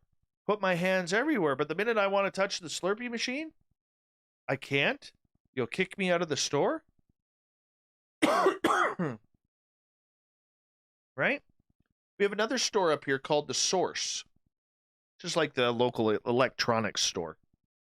I don't know if they have The Source. It's a franchise in Canada. I'm not sure they have them in the States or not. Up here, it used to be Radio Shack until about 20 years ago. 25 years ago, or whatever it is.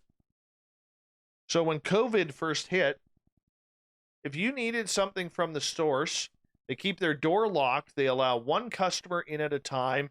You're not allowed to browse around. You're not allowed to go down any of the aisles. They were making you stand in a taped off square on the floor.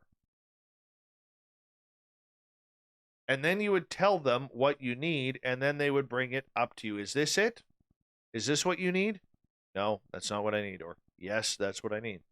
But here's the interesting part. I went there with my son, and at a different time, my buddy went there with his daughter, who's about the same age as my son.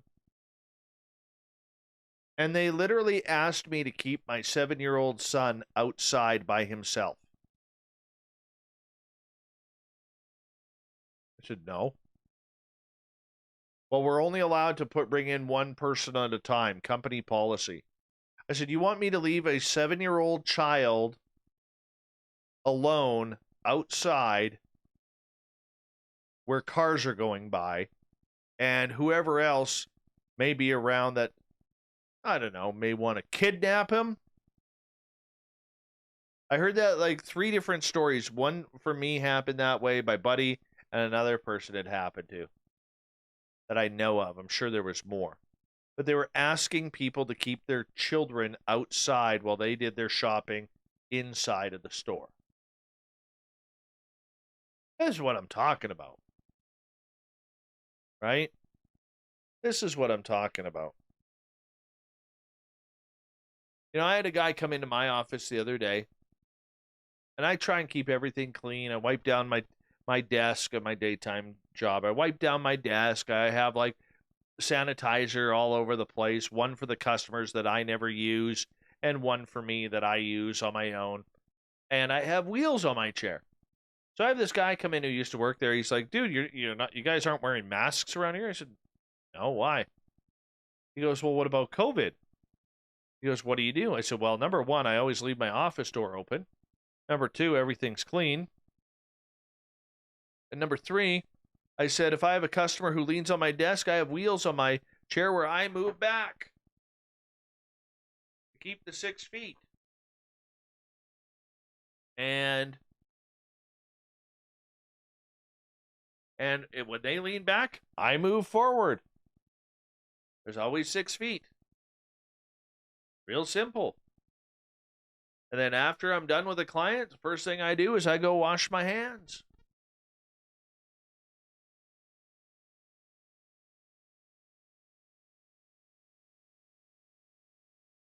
Yeah. You know, like I said, once again, I'm not a denier of this at all. I think it's real scary. It's real bad out there. Right?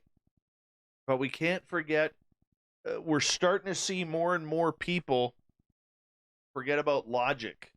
And it's not a mask thing, whether you're pro-mask, anti-mask, it doesn't matter. Okay? It doesn't matter what it is. It's the stupidity of what these businesses are doing. Right?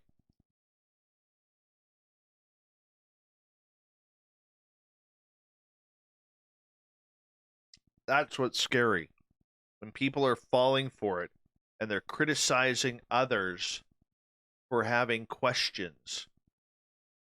That's what's scary, guys.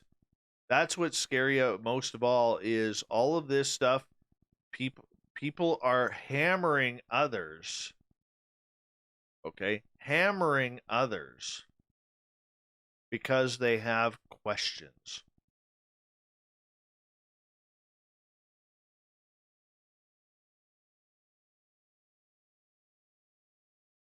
That's what I don't like. Right? That's what I don't like. And that's what bothers me.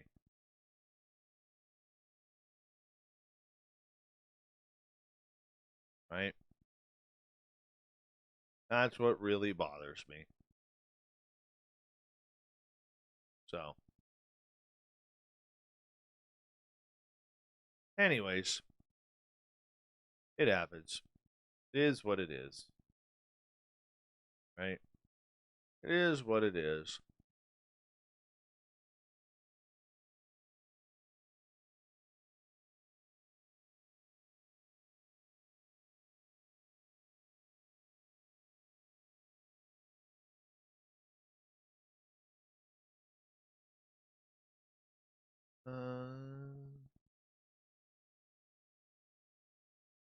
Corin's Dave is right. You are not allowed to question anything anymore. They shame you and laugh at you. Mainstream media is complicit in the lies and the shaming.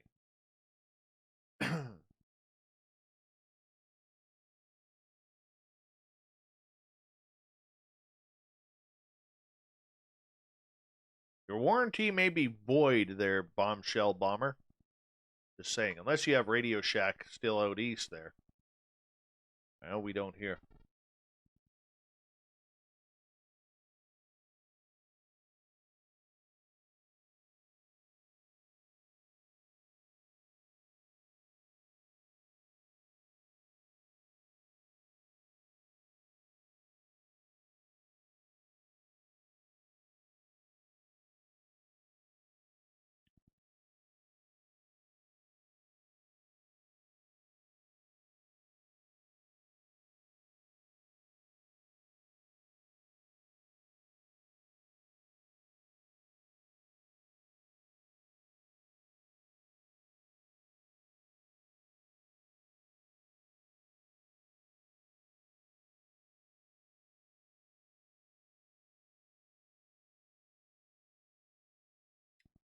Yeah.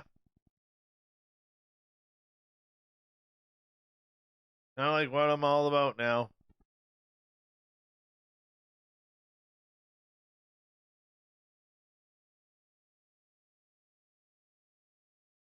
Trying to figure all the shit out.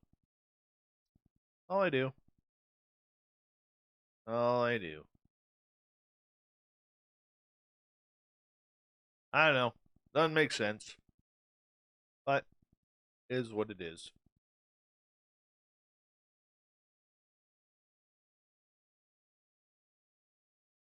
Anyways, time to let me see here. Time to pack this thing up because I'm going to be heading off to bed here. I got to get up with my boy to go to school tomorrow. And what does it say? What is scary is the old guy who is willing to go and turn Dave in. That's nuts. Yeah. Yeah. Anyways, I want to say a big thank you to DB Cooper, Human Carl, Vinny, and Mike for the super chats tonight. I want to say thank you to everybody who's given us a thumbs up and thumbs down to tonight's show. That really means a lot.